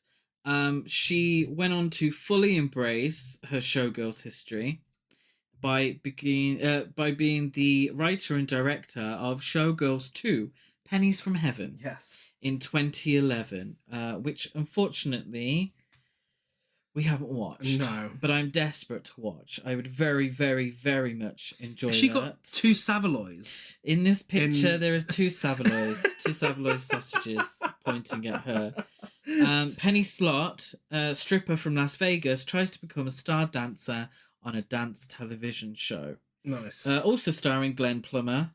Wow. So he's back as James, and it's got a 2.7 on Letterboxd. Mm-hmm. She also directed Trasharella. Nice. And also starred in Mulholland Drive, Striptease, nice. Candyman 3, Day of the Dead, and many, many softcore films. Yeah, Bound Heat. Good for her. That one looks good. Yeah, really. I think, fully embracing her role as Penny, probably ahead of everyone else, because I think she's in Chained Heat 3. Nice. But yeah, fully embracing it, fully, not ashamed at all, making herself a career, in smaller films, obviously, but making herself a career from it. And I think maybe she's also hopefully benefited from the new cult status. I hope so, yeah. Yeah. That'd be great. Okay, let's talk about our second feature presentation. I want to see you dance, and I want to see you smile. From the creators of Basic Instinct. Showtime. The last time they took you to the edge. You got more natural talent when you dance than anybody I've ever seen. You're a stripper, don't you get it? I'm a dancer. This time, they're taking you all the way. We take the cash, we cash the check, we show them what they want to see. Showgirls. Rated NC-17. No children under 17 admitted. Starts Friday, September 22nd. So young drifter Naomi Malone hitchhikes to Las Vegas, hoping to make it as a showgirl. She pulls out a knife on the driver, who picks her up when he suggests that she sits closer to him. She tells him she's going to Vegas to dance. Now, he looks like someone, and it annoys the shit out of me. Now, we 'cause he spoke about isn't. this in episode 2. He looks like Josh Holmes from Queens of the Stone Age. Oh, he does, yeah. No, someone remembers episode 2. Gotta do your Very research well. and remember the things we said. I'd rather forget. After the driver who picked her up robs her, she meets Molly Abrams, a costume designer who takes her in as a roommate. They have a slight scrap when Molly finds Naomi beating up her car. Now, immediately, Elizabeth Berkley is at 150. At 150. Like, yes. she has a win on some slots, and her mood switches between happy to angry so fast.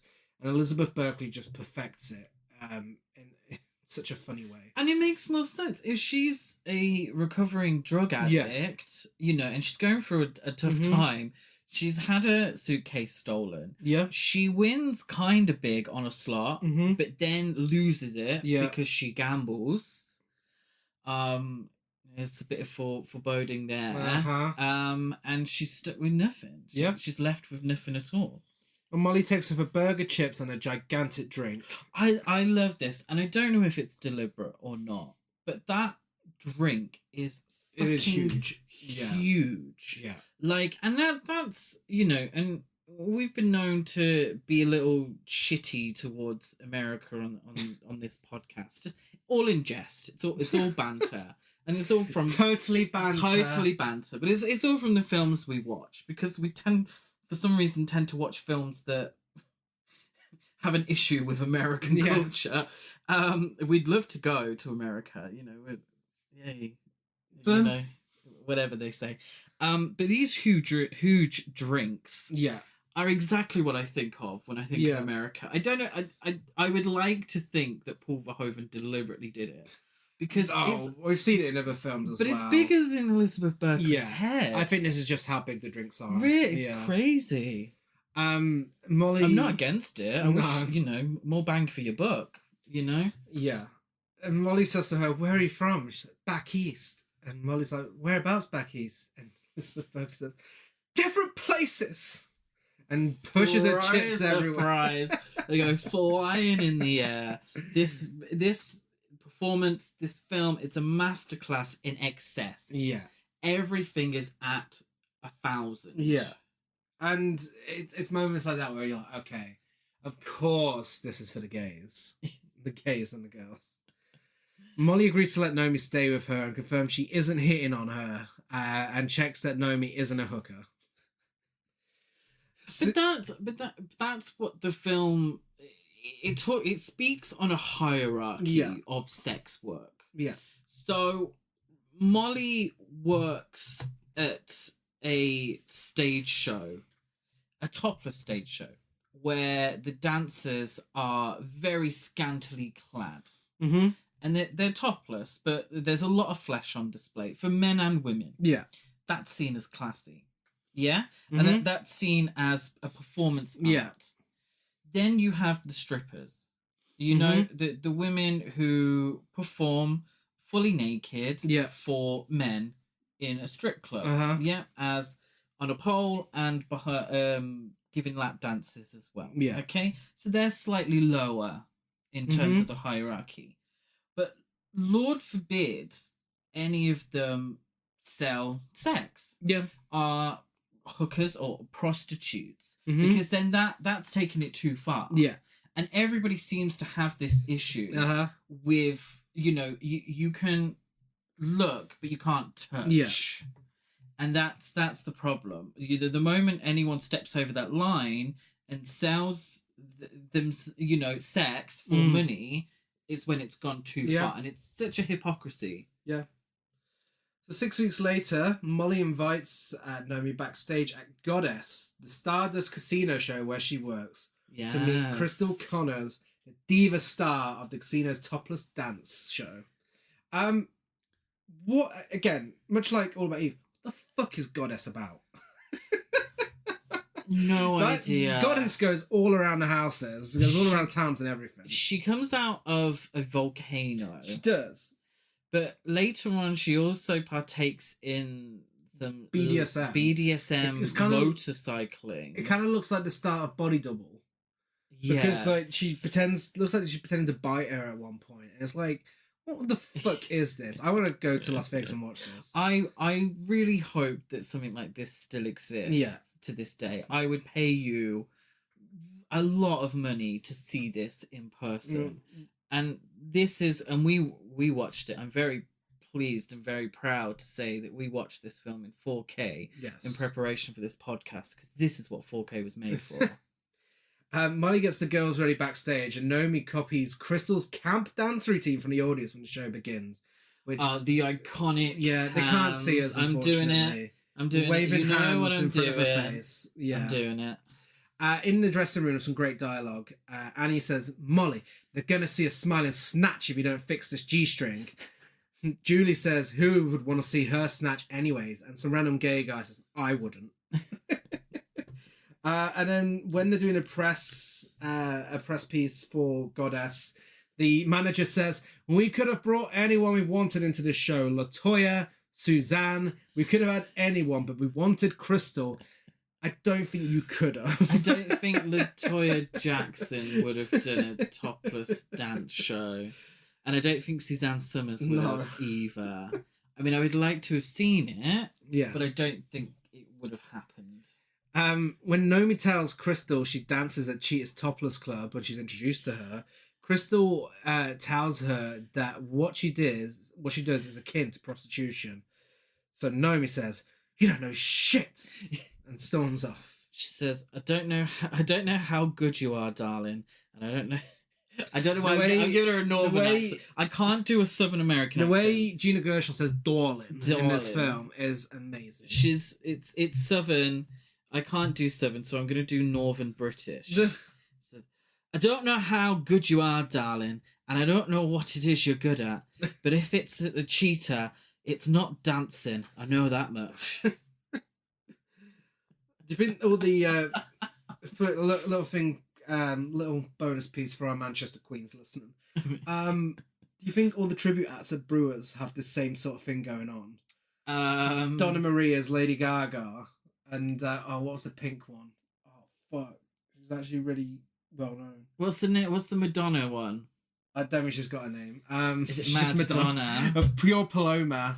Do you think they all have this sort of thing backstage where they're trying to get ahead? I think there's absolutely a rivalry between the Madonna tribute and the Lady Gaga tribute. Oh, I hope so. When Naomi is too upset to go to work that night, Molly takes her dancing at the Crave Club, if you can call it dancing. This is wild. We can't even describe it. You've got to see it to believe it. If you haven't seen it, please watch it. It's just, I don't even know. I don't even know how to describe it. It is all over the place. It's something.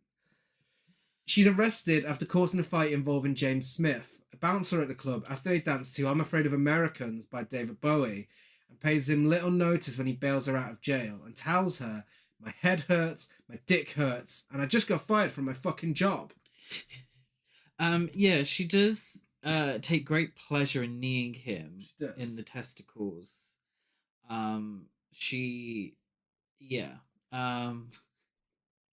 think she has a liking for him. I do actually think she likes him. Yeah. But in her weird way, I'm assuming his status isn't high enough. Mm-hmm. So she likes to play around with him. Yeah. And it's something that those whose statuses are higher than Nomi's also like to do with her. Mm-hmm. At the Cheetah, Henrietta is practicing her routine with popping her tits out of her dress when the owner of the club, Al Torres, introduces all the girls to Hope. She corrects him and says her name is Penny, but he tells her no one wants to fuck a penny. He also tells her that if she wants to last longer than a week, she has to give him a blowjob. Henrietta Bazoom Yeah. is her name. She's a plus-sized comedian. Yeah. Whose running gag is her dress when she moves her arms in a certain way. She's pretty much drag queen. Yes, her dress falls down. She says, "Honey, you would never handle me with all these wrinkles of fat. Why, you'd never find the thing. I'd have to piss on you to give you a clue." And another joke is, do you know what they call the useless skin around a twat?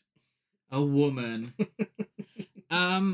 She's obvious, and I think she's playing into what the male audience will enjoy. Useless skin around a vagina, a woman, like, you know. And of course, all the men are lapping it up. Hilarious.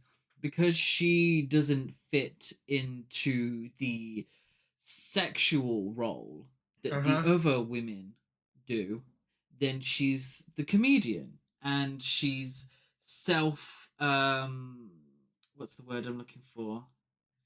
She makes fun of herself. Yeah. She makes fun of herself as a woman and as a conventionally unattractive woman.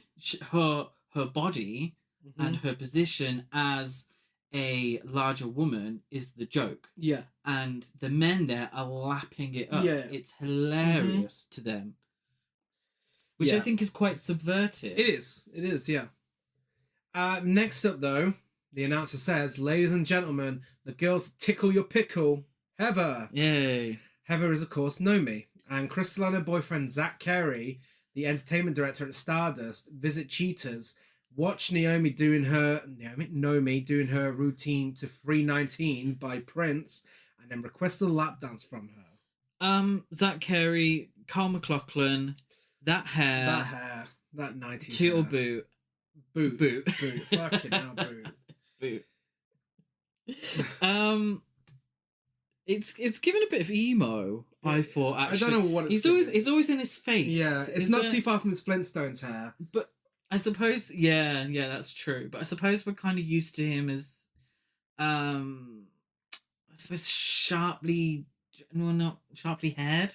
Is that the word I'm looking for? Like his Twin Peaks hair. Yeah. I suppose we're kind of used to him like that. So his hipper for 1995 hair it's strange. It makes him look so out of place. It does.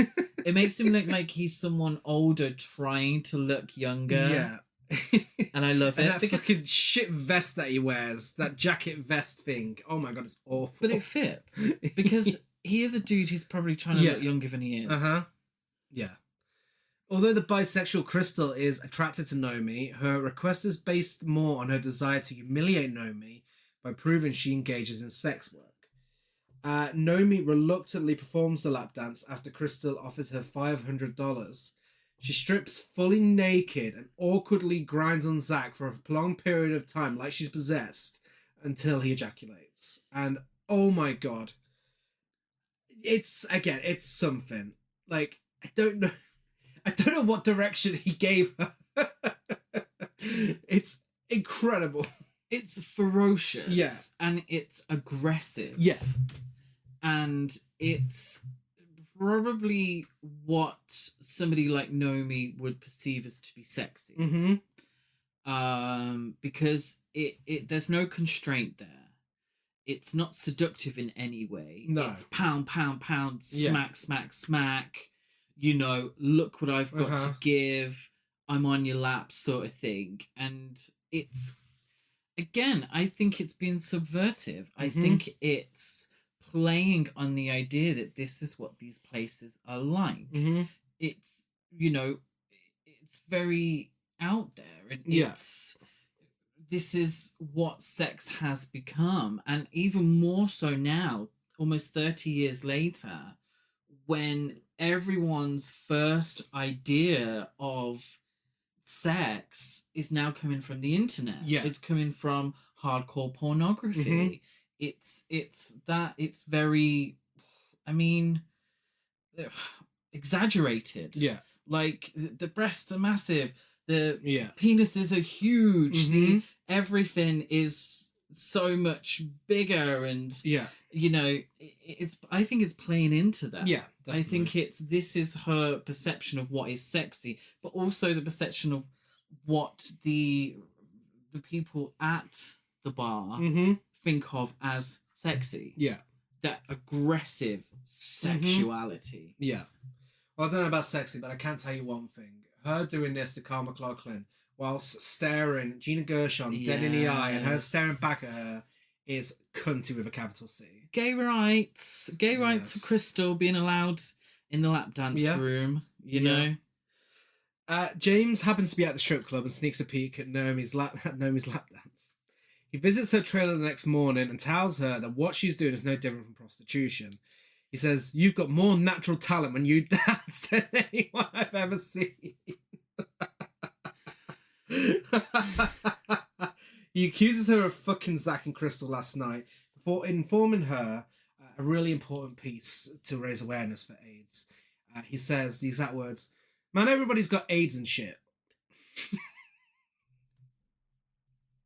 Raising awareness. But I feel like that is what somebody would say in the 90s. Of course I mean, it's dumb. Yeah. But at the age of, at my age now, I've realised a lot of people are really dumb. Yeah. Oh, this character people is so voted stupid. for Brexit, and I don't think he's meant to be a likable character. He's absolutely not. He's a dick. He's a dick. Well, Paul Verhoeven said no one apart from Molly in this film is meant to be likable. Yeah. No one. Yeah, he speaks shit. He's not very nice. And he says fucked up shit like that. Everybody's got AIDS and shit. Who talks like that? Yeah. He's insinuating that her giving somebody a lap dance is her being a prostitute. Yet he was in Cheetah Club himself. Yeah. Like, why? It's this hypocrisy. He was there. Now, he couldn't, I'm assuming, afford a lap dance, which is why he didn't partake in a lap dance. But if he did, because he is obviously lower in the hierarchy, but if he had the money to partake in a lap dance, he would have had a lap dance. Yeah. So it's complete hypocrisy. Complete hypocrisy. Yeah. Well, she's fuming and storms off. Naomi and Molly go shopping to celebrate Molly passing an exam. Yes, well done, Molly. She's clever. She's nice. She's got a nice skill. She's good with a sewing needle. Yeah. Good on her. And if she does 5 more, she'll get a grade. She informs us. I think I swear she says something like, if I do 5, it's a bit hokey. 5 more. If I pass the next test and I can graduate, like, oh, can you now? Great, thanks. Naomi buys herself a dress from Versace. With her big earrings from the night before. And it's big earnings from the night before. But it's a great dress, beautiful dress. And she's so desperate to elevate her status in a place like Vegas and America that it comes in the form of an expensive dress. Yeah. That's her showing her elevated status now because she's had money. She can buy a Versace dress. She doesn't pronounce it correctly because she's not quite there yet. But she bought one because it means something. Even though Molly, who is a very talented seamstress, tells her she could make exactly the same thing. She says, let's go to the fabric store. I can make it for you for a quarter of that price. We just need some fabric. I'll make it. But it's what that dress means as a Versace dress rather than how it looks. It looks beautiful and she looks stunning in it. Yeah. But it's so she can say it's Versace. Yeah. Crystal arranges for Naomi to audition for the chorus line of Goddess. When she arrives, Tony Moss, the director of Goddess, says, "Hey, Pollyanna." And she's like, "What did you call me?" He's like, "I said, you look like Pollyanna." Funnier when you get the twist later on. Yeah, I know, yeah. Tony Moss reads all of the girls in the audition to filth. Absolute filth. Gade, the choreographer, shows the girls how to dance, and Tony starts eliminating girls before asking them to show him their tits. Yeah, so her name is Gay Carpenter, which I think is a grinder name for quite a few people. But yeah, Tony Moss, he's a prick. He says, Yes. "Okay, ladies, I'm Tony Moss. I produce this show. Some of you have probably heard that I'm a prick. I am a prick. I got one interest here, and that's the show. I don't care whether you live or die. I want to see you dance, and I want to see you smile. I can't use you if you can't smile. I can't use you if you can't show. I can't use you if you can't sell." Yeah, and he is a prick. Yes. He tells one that her boobs are too big. He tells another who got a nose job after he suggested her nose needed fixing to then fix her ears. Too tall. She needs to fuck baby fat away from her cheeks. Yeah. But unfortunately, like the girl who got her nose job, she came back. She had to come back because it's the only way of doing things. Yeah. And he humiliates Nomi by asking her to put ice on her nipples to harden them, and says, "I'm erect. Why aren't you erect?" Furious, Nomi abruptly leaves the audition after scattering ice everywhere in a fit. And this is Nomi assumed that the Stardust was way classier than the cheetah. She quickly learns that that's not the case. James choreographs a dance routine for Nomi, her third choice in life. Yeah. He choreographs a dance routine for her, but gives the role to Penny, a former co-worker of Nomi's, when Nomi refuses to have sex with him because she's on her period. And yes, he does check. He does, yes. Yeah. This film would have been... I'm not going to go into great detail about what that could. This would have been huge. If this was released now, this would be huge on TikTok, this film. Oh, yeah. Yeah, they would have made it, yeah. Despite her outburst... But I feel like they would have embraced it. And that's what I feel like... If Saltburn was released in 1995, it'd probably get a similar treatment. Yeah, yeah. Men, though. Yeah, gay goings on. Yeah, I suppose. Despite her outburst, Nomi gets the job and quits Cheetahs. Henrietta's so sad to see her go. She says, "Hey, goddammit, you're the only one who can get my tits popping right." Always have to have someone in your life who can get your tits popping right. She goes to see Tony, Marty, and Gay in the office, and Tony compliments her new dress, to which she says the immortal lines, "Thanks, I got it from Versace." Gay informs her that she needs to stick to a diet of brown rice and vegetables. Yeah. Which, back in the day, when I first watched this, I was like, brown rice and vegetables, would that really help me lose weight?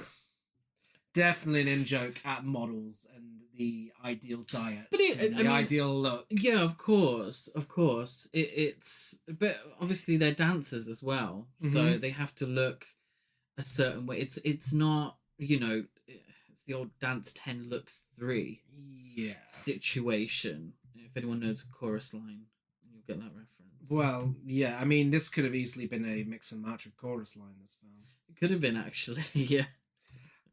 So she has to give her information to her new workplace, and they're like, "What's your date of birth?" And she's like, 15th July 1985, making me a Gemini. 15th of July, that's my birthday.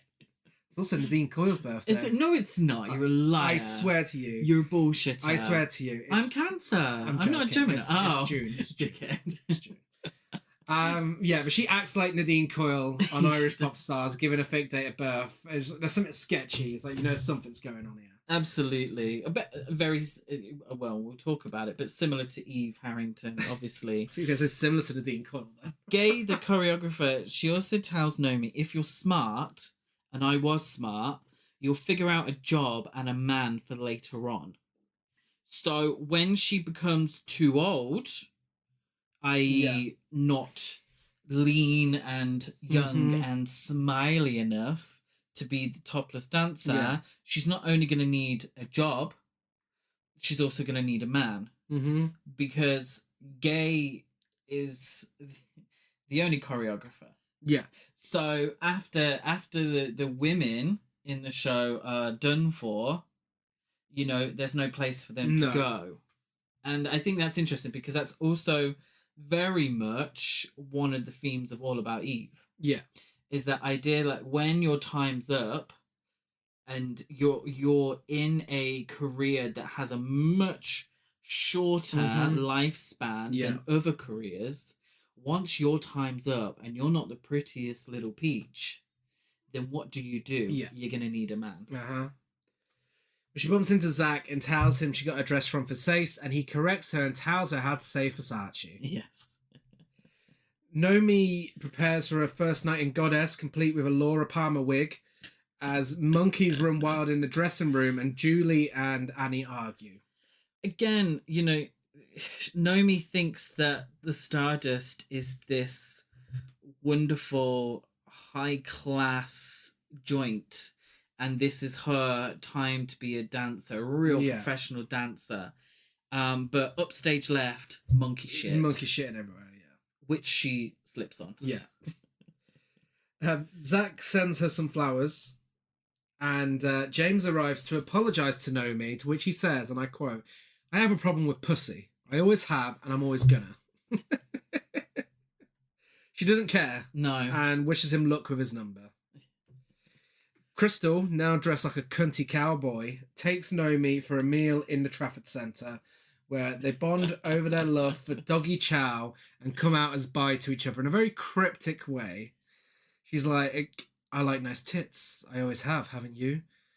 And Nomi's like, "I like having nice tits." So, "But how do you like tits?" So, "Well, I like having tits." Tits. Iconic scene, of course. I used to love doggy chow. But in a cowboy outfit, it's so camp. It's so camp. Breaks the barriers of camp. And I don't know if I'm looking too much into this, and the doggy chow isn't some sort of, subversive thing or has multiple meanings. But Crystal, she sort of outs herself as a little farm girl from Del Rio. Yeah. And she says, "Chrissy Lou Connors used to have dingy brown hair and little bitty tits. It's amazing what paint and a surgeon can do." And the idea is that eating doggy chow might have been a necessity because they're from a poor background. Yeah. Rather than, but they would never admit that. No. They let little bits out, and their history before meeting might not have been too dissimilar. They're both clearly from a sort of lower class, or perceived as a lower class, and have had to work their way up using what they had, or Dance 10 Looks 3, getting a bit of paint and a boob job and such in order to progress. Crystal gives Nomi a dancing lesson before pulling her top down, playing with her nipples, and then attempts to kiss her before Nomi storms off because she calls her a whore. Oh my god, Gina Gershon in same-sex kiss scenes. Iconic. She is. She plays a wonderful lesbian. She does. I love it. Or bisexual, should I say. In the dressing room, Julie has brought her kids along, and they keep talking about the monkeys, so Annie tells them to shut the fuck up, which makes them cry. Fully on Annie's side, by the way. Kids are fucking annoying. They are. Crystal humiliates Nomi by suggesting that she makes a goodwill appearance at a boat trade show, which turns out to be a thinly disguised prostitution setup. Nomi sets out to get revenge against Crystal and claim her mantle. Yeah. The thing is with Julie, sorry, just going back slightly, is I think this is also another comment on class. Yeah. And the fact that Julie, has to take her kids to work. She has to take. She's a single mom who works 2 jobs. Yeah. Who loves her kids and never stops. And Annie was correct to berate the kids because they're fucking annoying. But Julie, with gentle hands and the heart of a fighter, Julie is a survivor. She is a survivor. But I think again, I'm making fun of it. But I think it is a comment on class and the fact that she is forced to have her kids with her working because probably the job doesn't pay enough for her to be able to afford childcare. Yeah. But nobody seems bothered by it. They were like, just have the kids there. Just crack on with it. So Nomi starts her revenge plan by telling Zach about what happened. So he calls Phil to the stage and gives him a telling off. But as soon as Nomi leaves, he calls him back and tells him he was just kidding. Yeah. So Zach's obviously hiding his true intentions. Yes. And Nomi is, I think, in many ways dazzled by Zach's MBA degree, even though she didn't know what it was. His stock market talk on the phone, and the fact that he has a cell phone. Yeah. And she's enamored with that. And I think she obviously has a sexual attraction to Zach, but I think his standing, his nice shirts and his cool funky hairdo and his stockbroker talk and his business acumen, I think also plays a part in that very much. Yeah. During Goddess that night, Julie drops some marbles on the stage, which causes Annie's dancing partner to fall over and drop her, which breaks her leg. And it's high camp. It's high camp. It's iconic. Yeah. I love it. I love it. It's so tense. It's so melodramatic. I love the fact that poor Annie is still on that stage after everyone's left the theatre. The ambulance ain't called until the house is empty. It's so Tonya Harding coded. Oh my god. Oh yeah, absolutely. Henrietta and Al come to visit Nomi, to which Al says, "You look like shit." And Henrietta says, "She looks better than a 10-inch dick and you know it." Al tells her they watched the show and she was good. And as they're walking away, he sympathetically turns around to her, and it's a lovely reunion. He turns around and he's like, "Must be weird not having anyone come on you." Honestly, one of the funniest lines from any film ever. And the delivery, it's so serious during this emotional reunion. Oh my god, hilarious. Best line of dialogue Paul Verhoeven's ever written. Well, you didn't. Well, no one, well, directed, should I say. Yeah. Yeah. Yes. So funny. So, I've got no explanation for it. It's just like, Nomi stupid. Nomi seduces Zach, who secures an audition for her to be Crystal's understudy. Now, she seduces him in the most bizarre way.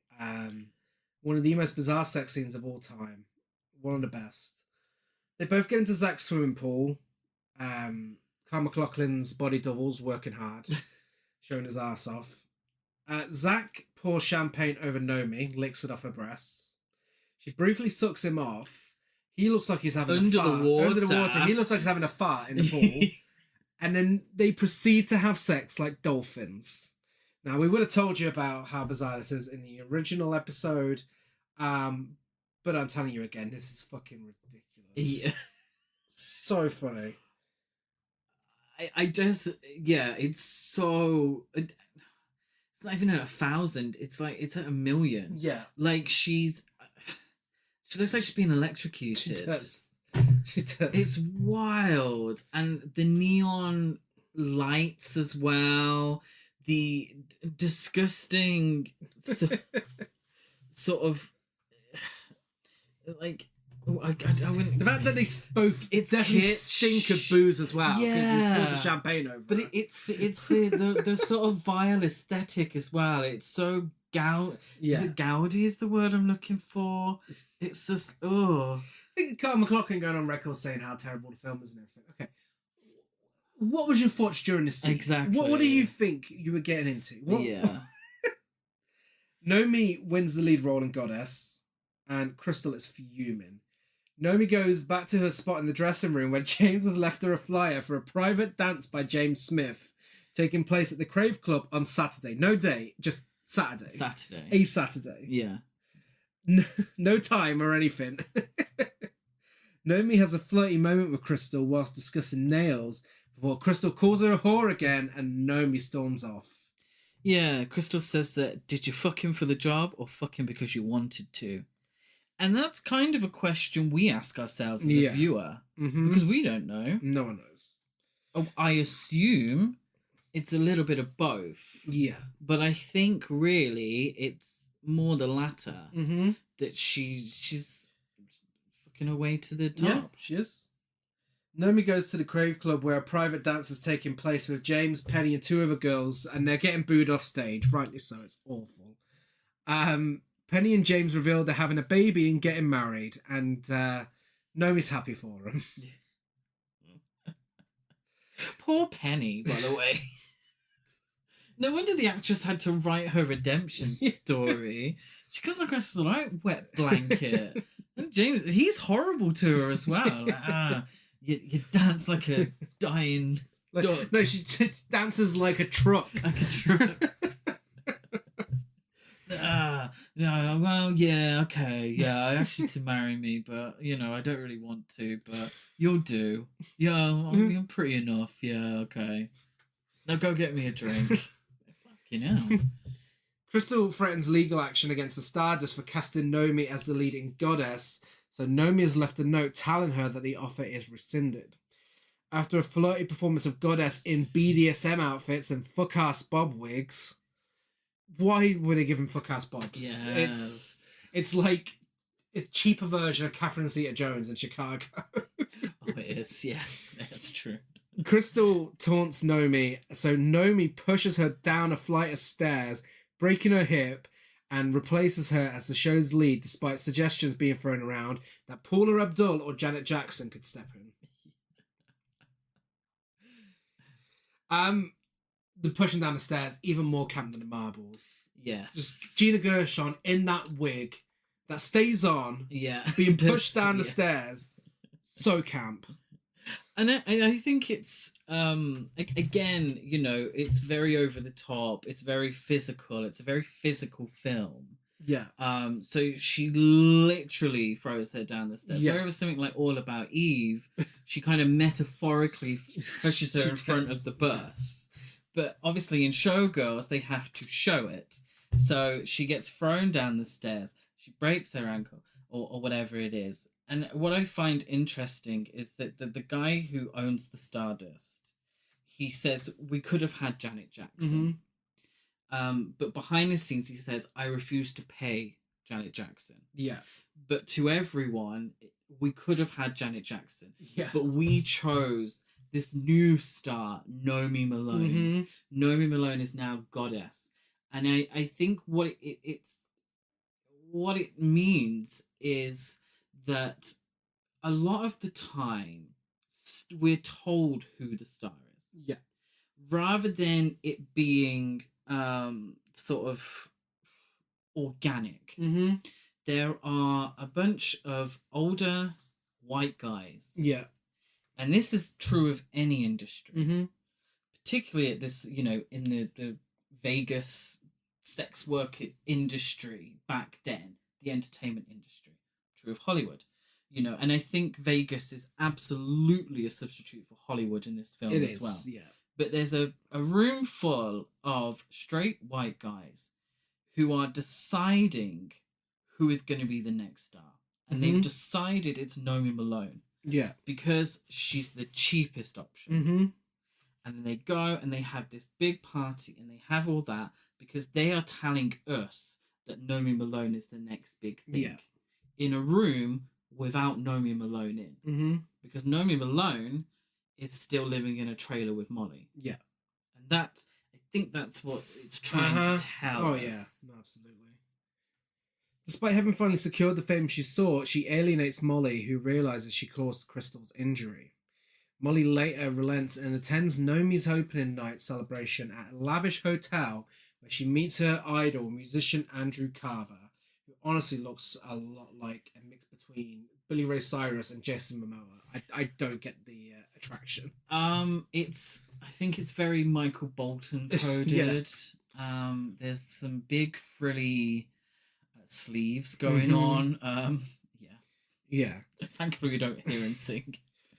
Sadly, Carver lures Molly to a room where he brutally beats her and leads his 2 friends, who are security guards, into gang raping her to the point of hospitalization. Now, This scene and the subsequent refusal of the Las Vegas big shots to punish those responsible is actually based on a real incident that Joe Esterhaz learned of whilst he worked for Rolling Stone magazine.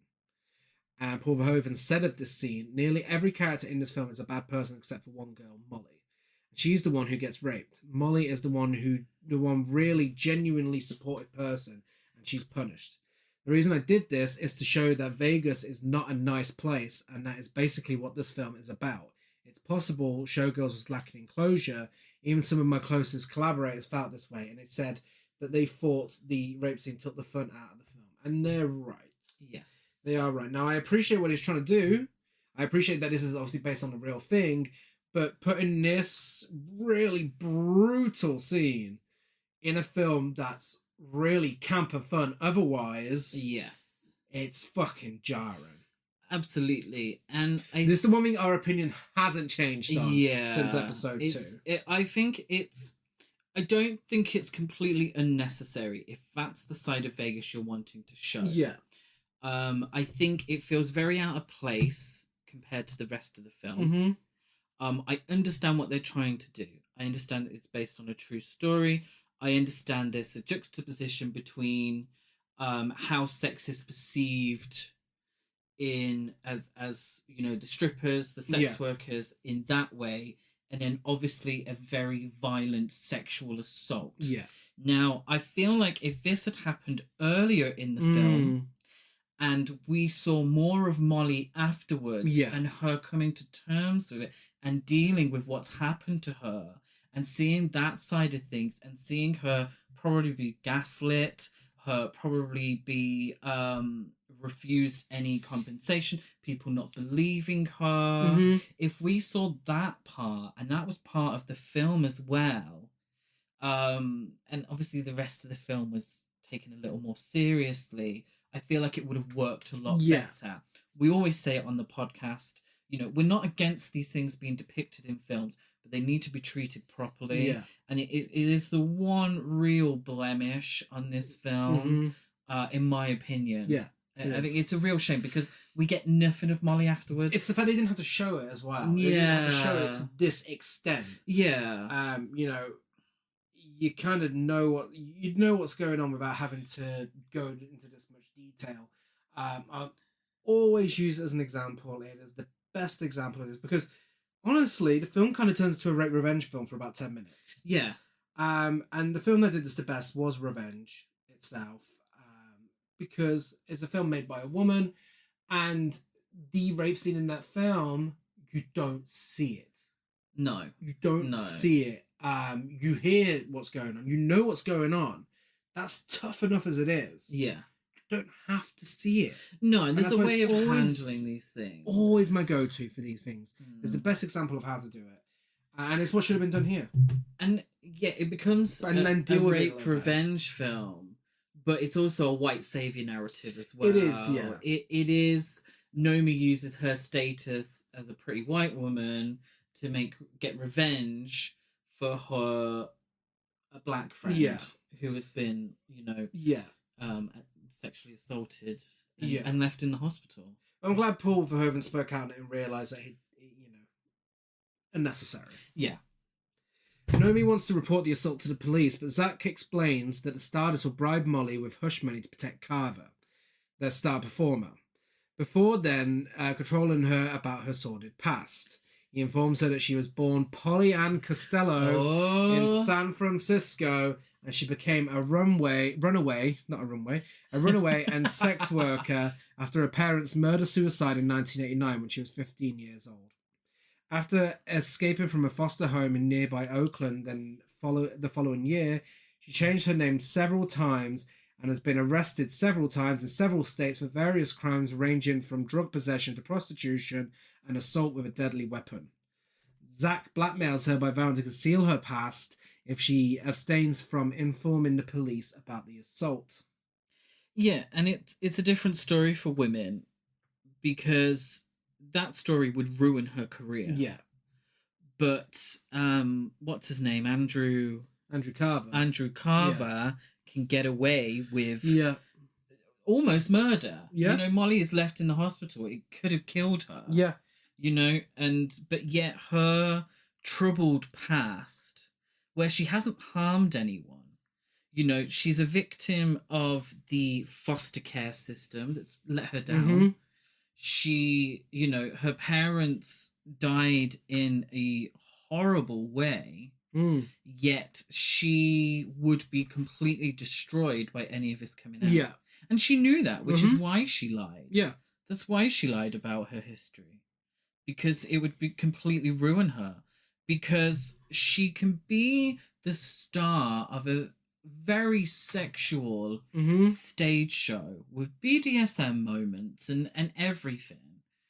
But Lord forbid she was ever an actual prostitute. No. Yeah. And again, you know, it's double standards for women, and it's blatant hypocrisy. It is. Yeah. But unable to obtain justice for Molly without exposing her own past, Naomi decides to take matters into her own hands. So she goes to Andrew Carver's hotel room. They're alone. She's in leopard print. And he says, I like you better topless. And she says, wait till you see me bottomless. She takes her top off and beats the shit out of him in just a leopard print skirt and big leather boots. The highest of high camp. Oh my God. Her topless ponytail, that harsh ponytail, looks amazing on Elizabeth Berkley, because she's usually got curly hair, which looks lovely as well. Obviously, I don't think I need to say that Elizabeth Berkley, a true beauty. Yeah. But her topless, ponytailed, leopard print skirted, thigh-high booted, ass-whooping of Andrew Carver is high camp and high cunt. Yeah. It's amazing. I mean, she looks stunning. Yeah. She's kind of kicking ass in a dancer kind of way. I mean, this is her dancing. This is how she dances. Dancing. It is. It is. It's amazing. Yeah. It really is, I have to say. Beautiful. That is cinema. Yeah. That is cinema. She then pays 2 hospital visits, one to inform a semi-conscious Molly that Carver's actions did not go unpunished, and another to Crystal, who's wearing a cowboy hat in hospital, to apologise for injuring her. Because her lawyers have secured her a large cash settlement, Crystal forgives Naomi, admitting she pulled a similar stunt years earlier herself. So Naomi's the Phoebe in this. Yeah, she says that, well, we don't know if there was someone who Margot Channing had pushed down the stairs. Crystal says there's always someone younger and hungrier coming down the stairs after you.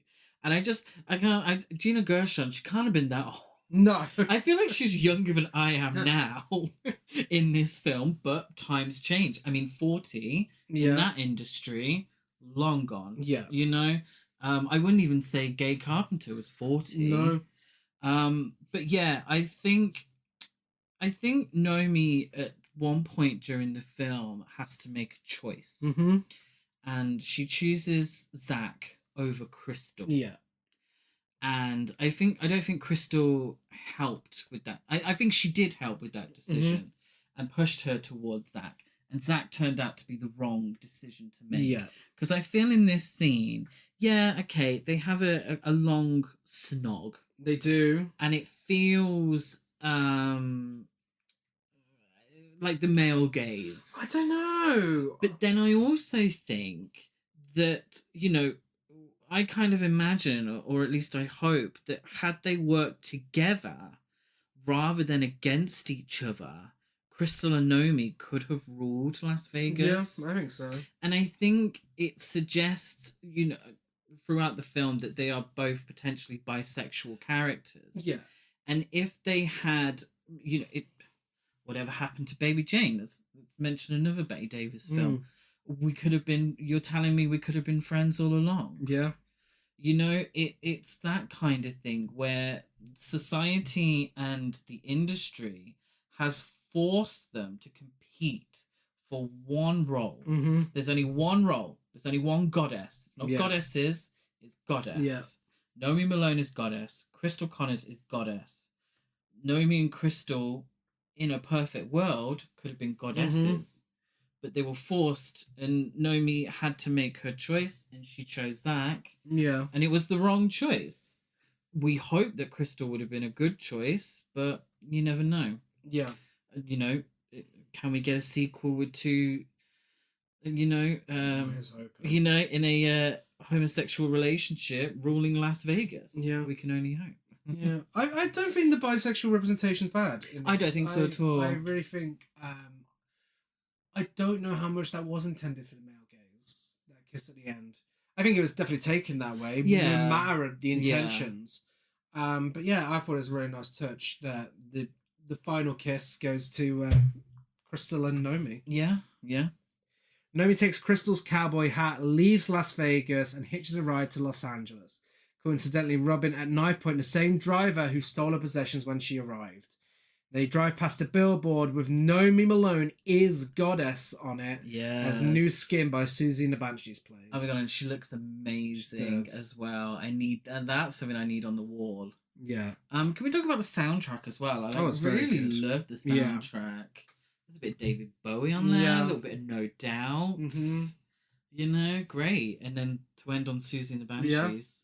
Love it. Paul Verhoeven wanted to direct a sequel called Naomi Does Hollywood. However, after the film was so badly received, no one would give him the money.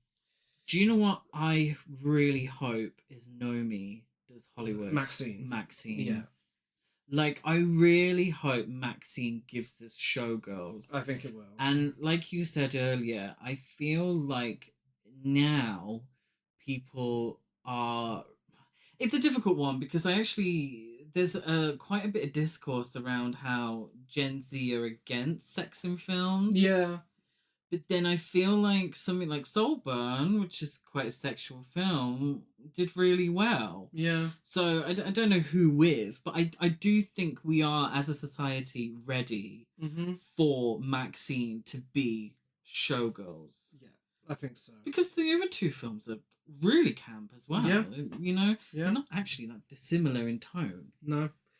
Well, that's Showgirls, and Showgirls revisited for us with a much more positive outcome than the first time we discussed it. Yeah, absolutely. And I think a better understanding of Paul Verhoeven's work helped. Yeah. A better understanding, you know, and I do think the last 5 years have helped me with understanding camp in film, understanding satire. I do, and you know, I'm not saying that if you don't like it, then you're thick or you just don't get it. You gotta really think about it. But you know, I really thought about it and I enjoyed it, and that's my story with the film. Yeah, and I love it. And again, I'd recommend it to every gay person ever. Yeah. Ratings: I give it 9 fuck-ass bob wigs and BDSM gear combos out of 10. I gave it 9 monkey shits upstage left out of 10. A masterpiece, trash basic, or a camp hole bunch of fun. We told you it was a trash piece 5 years ago. Today I'm coming to you to tell you it's a masterpiece. It's a masterpiece. Can we say camped piece? Because it's a camp hole bunch of fun as well. Yeah. It's available on Blu-ray, DVD, 4K UHD in America, and video on demand. And we have some awards to give out. Yes. Again, like the last episode for Mix and March, we are only giving awards to one film, unless we have any ties. And starting off with Biggest Queen. This is fucking difficult. This is difficult. Really difficult. But I went with Margot Channing. I also went with Margot Channing. Bette Davis. Yeah. Icon. Biggest gasp. I got Addison slapping Eve before spilling the tea on her true identity in All About Eve. Tied with dolphin sex and Showgirls. I went with dolphin sex. That was quite the gasp. Best dialogue, it has to be fasten your seatbelts, it's going to be a bumpy night. Yeah. However great the dialogue is in Showgirls, it doesn't beat fasten your seatbelts. It's going to be a bumpy night. Unsurprisingly, I have a tie for That's Camp, but both for Showgirls. It's every single bit of dancing in Showgirls, and Naomi pushing Crystal down the stairs in that wig and BDSM gear. Yeah, I literally wrote, Jesus, how do I choose? And I just went with everything goddess related as the highest form of camp. True. And now for the Mix and March comparisons. How are these films the same? How are they the same? So it's obviously a very similar narrative. Yeah. The ingenue, backstabbing and working their way to the top. Yeah? Yeah. And I think there's a lot of parallels between the films as well. And I think in many ways, Showgirls is the, what we would have said, trash to piece version of All About Eve's masterpiece. So, All About Eve, accolades. 94 on Letterboxd's top 250 films. 138 on IMDb's top 250. In 1998, the American Film Institute named it the 16th best American film of all time, and currently holds an approval rating of 99% on Rotten Tomatoes based on 113 reviews. Oscars, 6 wins. Best Picture, Best Director, Best Screenplay. George Sanders won for Best Supporting Actor. Edith Head won for Best Costume Design, Black and White, and it won for Best Sound. 8 nominations: Bette Davis, Anne Baxter, Celeste Holm, Thelma Ritter, Best Cinematography, Best Editing, Best Art Direction, Best Score. Like, huge amount of Oscar wins and Oscar nominations. Showgirls. I don't know if accolades is the word I want, but I'm going to use accolades. At the Razzie Awards, 6 wins. Worst Picture: Elizabeth Berkley won for Worst Actress and Worst New Star. Worst Screen Couple for any combination of 2 people or 2 body parts. One for Worst Director, Worst Screenplay.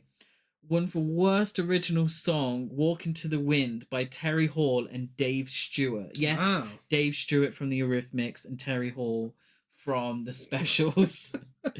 Had 8 nominations. Carl McLachlan, Worst Actor. Robert Davey, Worst Supporting Actor. Alan Rakins for Worst Supporting Actor. Gina Gershon, Worst Supporting Actress. Lynn Tucci, Worst Supporting Actress. And Worst Remake or Sequel, as it's considered a loose remake of All About Eve and The Lonely Lady, which is the Pia Zadora film where she sleeps her way to the top. And in 2000, it won Worst Picture of the Decade and was nominated in 2005 for Worst Drama of the Razzie's first 25 years. I can safely say the Academy got it right. The Razzies got it wrong in hindsight. But there's parallels. And, you know, Margot Channing resurrected Bette Davis's career. Nomi Malone destroyed Elizabeth Berkley's. Both films are about the treatment of women in Hollywood. That it is. Las Vegas is pretty much Hollywood. You know, the theater in All About Eve is pretty much Hollywood as well. You know, where older women are thrown to the wayside, where there's only ever one position for women. And ultimately, both, you know, women seem to need a man for when it's all over with. Because they're not worth anything by themselves after they turn 40. They're absolutely 2 films about being an Asian actress, ambition, womanhood, belonging, star power, and fame and glory. And men owning women in show business and abusing power. And how stars aren't necessarily determined on ability, but by a group of straight white men behind the scenes telling us who's a star. And who isn't a star anymore. And there's usually some camp old queen being alright bitch behind the scenes as well. Although I think there was only one real gay character in Showgirls, wasn't there? Only one gay character? No, that has any sort of say, or he's the choreographer. The gay dancers, Marty. They don't really, and you know, and it's about hierarchy as well. And it's about class. Both films are about class. How Eve Harrington had to make up this story so she could elevate her class and elevate herself within the hierarchy, exactly the same way that Nomi Malone does. And of course, we think you should go and watch both. Yes. Let us know which one you prefer. Just talk to us about Showgirls, because we know a lot of our listeners are fans of Showgirls. We are Horror Cult Trash over on Facebook, Instagram, and TikTok. Horror Cult Trash on Twitter. I'm Gaz92 on Letterboxd, Gazmo205 on Instagram, and GazCruise92 on Twitter. I'm Chris Barker823 on Instagram and Letterboxd. We're Gas Porrafest across all social media as well. Go check that out and see what it's all about. Give us a rate, review, subscribe on iTunes, like, follow, and everything else. Next week, we are bringing you some more mixing and some more marching when we discuss a sight and sound combo of Blow Up and Blow Out. We are blowing next week. That could Lots be a of blowing. song. Blow Up and Blow Out. Yeah. We've been very kind to ourselves this month. Oh, some more masterpieces. Two incredible films. Yeah. And then Wrong Turn after, so there we go. The punishment's arriving. We'll be back same time, same place next week. Bye.